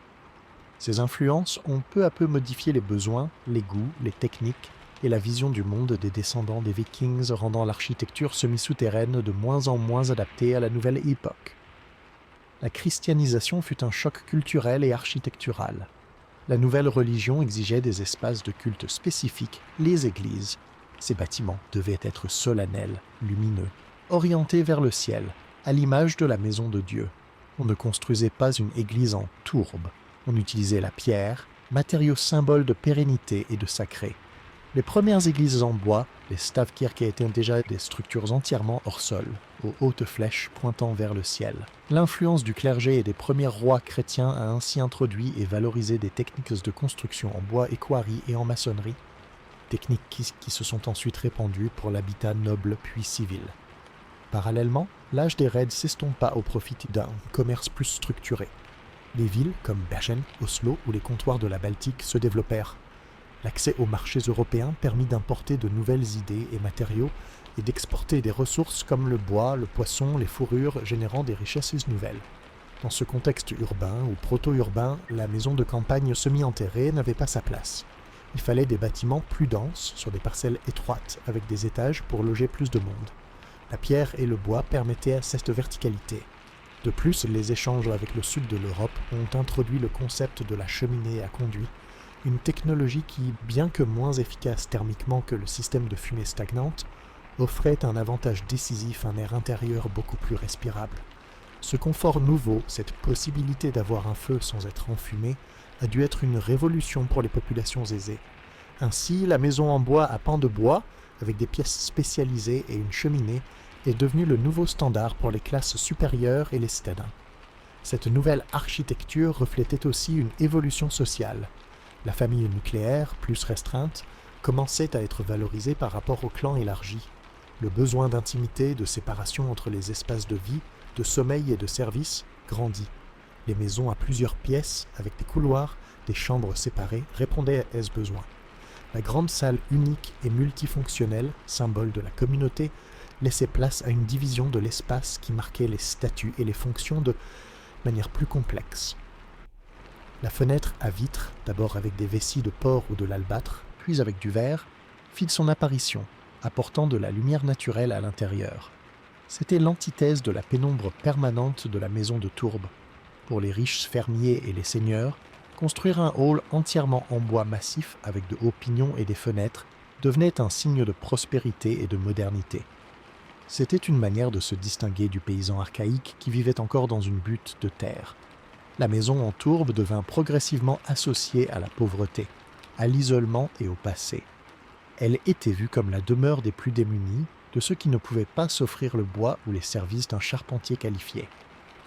Dans de nombreuses régions de Norvège ou de Suède, les anciennes maisons longues furent tout simplement abandonnées au profit de nouvelles constructions en bois sur le même terrain.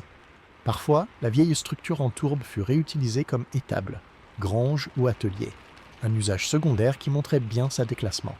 La connaissance fine de la construction en tourbe se perdit peu à peu, conservée seulement dans les zones les plus marginales et les plus froides, là où le bois restait inaccessible, où les conditions climatiques justifiaient encore cette extrême adaptation. L'Islande constitue un cas à part. Isolée, avec une végétation rare et un climat toujours aussi rude, la maison de tourbe y persista bien plus longtemps, jusqu'au début du XXe siècle dans certaines campagnes. Là, l'architecture évolua, mais resta fidèle au principe de la tourbe. Les maisons devinrent plus complexes, avec plusieurs bâtiments de tourbe reliés entre eux, formant de véritables petits villages sous des toits de gazon. L'église elle-même était souvent en tourbe. Ce n'est qu'avec l'importation massive de bois et de ciment au XXe siècle que le modèle disparut définitivement, même si quelques fermes musées en perpétuent le souvenir. Ce changement architectural n'a pas été qu'une question de mode ou de confort. Il marque une transition profonde dans la relation à l'environnement. La maison de tourbe était une soumission intelligente à la nature. On s'enterrait, on épousait les formes du terrain, on utilisait ce qu'il offrait immédiatement. La maison médiévale en bois, et plus encore en pierre, était une affirmation de la domination humaine. On dressait une structure droite et géométrique contre les éléments. En important des matériaux, on créait un espace intérieur qui niait l'extérieur grâce à la fenêtre et à la cheminée. C'est le passage d'une architecture de résilience à une architecture de conquête et de démonstration sociale. Pourtant, l'héritage des maisons de terre ne disparut pas complètement. Il survécut dans les savoir-faire des paysans qui devaient encore se loger avec peu de moyens. Il survécut dans l'organisation spatiale de la ferme, avec ses bâtiments regroupés pour se protéger mutuellement du vent. Et il survécut de manière plus subtile dans certains principes de construction qui restaient invalables, comme l'importance de l'orientation au sud ou l'utilisation de talus de terre contre les murs nord pour les isoler. La transition fut donc graduelle, inégale selon les régions et les classes sociales. Elle nous rappelle que les choix architecturaux sont toujours le reflet d'un contexte économique, technologique, social et religieux. La maison viking en tourbe n'a pas été dépassée parce qu'elle était mauvaise, mais parce que le monde autour d'elle a changé, rendant ses qualités exceptionnelles moins prioritaires face à de nouveaux désirs de lumière, de salubrité et de représentation. Elle resta, pour ceux qui continuèrent à l'habiter, la solution la plus logique à un problème inchangé: comment ne pas geler en hiver quand on n'a pas les moyens de faire autrement. Son abandon marque la fin d'une époque où la survie hivernale était la préoccupation architecturale ultime et le début d'une ère où le confort, le statut et la foi purent s'exprimer dans la pierre et le bois dressé vers le ciel. L'oubli ne fut cependant pas définitif. Ces buttes verdoyantes qui ponctuaient les paysages scandinaves et islandais, souvent prises pour des formations naturelles, gardaient en leur sein les secrets de cette architecture ingénieuse. Leur redécouverte est l'œuvre patiente de l'archéologie moderne, et cette redécouverte a progressivement transformé notre compréhension de la société viking, passant du fantasme du guerrier à la réalité du fermier ingénieur. Les fouilles de ces sites, souvent complexes car les matériaux organiques comme le bois et la tourbe se décomposent, ont révélé une structure étonnamment sophistiquée. En creusant délicatement, les archéologues ont pu cartographier les fondations de pierre, tracer l'emplacement des poteaux de bois grâce aux taches sombres laissées dans la terre, identifier la fosse du foyer central et les chemins creusés par les passages répétés. L'étude des pollens et des graines trouvées dans les différentes couches a même permis de savoir quelles plantes poussaient sur le toit à différentes époques.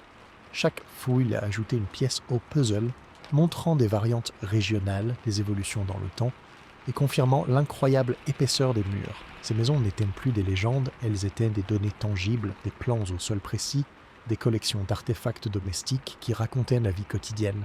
Mais pour véritablement comprendre leur génie, il a fallu passer de l'archéologie à l'expérimentation. Reconstruire à l'identique est devenu la clé. Des musées en plein air, notamment en Norvège, en Islande et au Danemark, se sont lancés dans ce défi fascinant. L'un des projets les plus célèbres est celui du musée de Lofoten sur les îles Lofoten en Norvège, où une immense maison longue de chef a été reconstruite suivant les techniques traditionnelles. Ces reconstructions ne sont pas des coquilles vides, ce sont des laboratoires vivants. Des archéologues et des artisans spécialisés ont dû réapprendre des gestes oubliés. Comment couper la tourbe en blocs droits? Comment les empiler pour qu'ils tiennent? Comment construire une charpente en bois avec les outils de l'époque? Comment gérer la fumée sans cheminée? Puis, une fois la maison debout, sont venues les mesures scientifiques. Des capteurs de température et d'humidité ont été placés à l'intérieur et à l'extérieur, et les résultats ont été édifiants. Même lors d'hivers rigoureux, avec un simple feu central entretenu, la température intérieure oscillait doucement autour de 10 à 15 degrés, tandis qu'à l'extérieur, elle pouvait tomber à -20. La stabilité thermique était remarquable. L'inertie des murs jouait parfaitement son rôle. L'expérience pratique a aussi validé les inconvénients, la fumée, l'obscurité, l'entretien constant. Mais surtout, elle a prouvé l'efficacité du système. Ce n'était pas une théorie, c'était une démonstration. Cette validation scientifique a coïncidé avec une prise de conscience mondiale, la crise énergétique et l'urgence écologique. Soudain, cette architecture ancestrale, née de la nécessité de survivre avec peu, est apparue non plus comme une curiosité archéologique, mais comme une source d'inspiration profonde pour l'architecture contemporaine. Les principes clés des maisons vikings sont exactement ceux que prônent les mouvements de l'habitat durable, de la bioconstruction et de la maison passive. Premier principe, l'utilisation de matériaux locaux, renouvelables et à faible énergie grise. La tourbe, la terre, la pierre et le bois local des Vikings sont les équivalents de nos bottes de paille, de nos briques de terre crue, de notre bois certifié et de notre isolation en fibres végétales. Leur construction ne nécessitait pas de camions venus de loin, ni d'usines polluantes. Deuxième principe, la masse thermique. L'épaisse terre des murs et du sol agissait comme une batterie, stockant la chaleur du jour ou du feu pour la restituer la nuit. C'est le même principe qu'un mur trombe moderne ou qu'une dalle en béton lourd dans une maison solaire passive. Troisième principe, l'isolation par l'extérieur, avec cette épaisse couche de tourbe qui enveloppait toute la structure. C'est aujourd'hui la norme dans les constructions qui est performante pour éviter les ponts thermiques. Quatrième principe, l'étanchéité à l'air et la ventilation contrôlée. Les Vikings géraient les infiltrations d'air froid avec un soin maniaque et ne renouvelaient l'air que par des entrées basses et des sorties hautes réglables, exactement comme dans les systèmes de ventilation double flux qui récupèrent la chaleur de l'air vicié. Cinquième principe, peut-être le plus important, l'adaptation au site et au climat. La maison viking n'était pas un modèle standard importé. Elle était conçue en fonction de l'orientation du vent, de l'ensoleillement, de la pente du terrain et des matériaux disponibles à quelques centaines de mètres. C'est l'essence même du design bioclimatique moderne. Aujourd'hui, des architectes et des autoconstructeurs s'inspirent directement de ces formes. Les maisons Earthship enfouies partiellement dans le sol avec des pneus remplis de terre en sont une version contemporaine et radicale. Les toises végétalisées, qui isolent et dérégulent les laisseaux de pluie, sont les héritières directes des toits de gazon viking. L'utilisation de la terre comme matériau de construction, le cob, le pisé, connaît un regain d'intérêt spectaculaire pour sa faible empreinte écologique et ses qualités hygrothermiques. La redécouverte de la maison viking nous rappelle ainsi une vérité simple, les solutions les plus résilientes ne sont pas nécessairement les plus high-tech. Parfois, elles reposent sur une compréhension intime et empirique de l'environnement, une optimisation des ressources locales et une acceptation de certains compromis comme la pénombre ou un air moins pur, au profit d'un objectif suprême, l'efficacité énergétique et la durabilité. En fin de compte, le legs des maisons de tourbe dépasse largement le cadre historique. Il nous offre un modèle de résilience et d'intelligence écologique. Dans un monde confronté aux défis du changement climatique et de la raréfaction des ressources, leur exemple est précieux. Il nous dit que l'innovation peut être ancestrale, que le confort peut se redéfinir et que la meilleure technologie est parfois celle qui sait se faire oublier, intégrée dans le paysage, utilisant la puissance passive du sol et du soleil. Les Vikings ne construisaient pas pour l'esthétique ou le statut, mais pour la survie à long terme. Leur architecture était sobre, radicalement adaptée et d'une efficacité redoutable. En réhabilitant leur savoir-faire, nous ne faisons pas qu'honorer leur mémoire, nous puisons dans un réservoir de sagesse pratique pour imaginer un habitat plus sobre et plus en harmonie avec la terre. La prochaine fois que vous verrez une colline verte dans la campagne islandaise ou une reconstitution dans un musée, souvenez-vous que vous ne regardez pas une relique d'un passé révolu, mais peut-être une source d'inspiration pour un avenir plus durable. Leur héritage n'est pas dans la pierre taillée ou l'or, il est dans cette idée simple et puissante pour vivre dans un environnement exigeant. Il faut d'abord l'écouter, l'observer et utiliser avec ingéniosité ce qu'il nous offre généreusement. Le sommeil chaud et protégé du viking au cœur de l'hiver est ainsi devenu, des siècles plus tard, un puissant symbole pour tous ceux qui cherchent à bâtir un monde moins vorace en énergie, plus ancré dans ses territoires et finalement plus sage.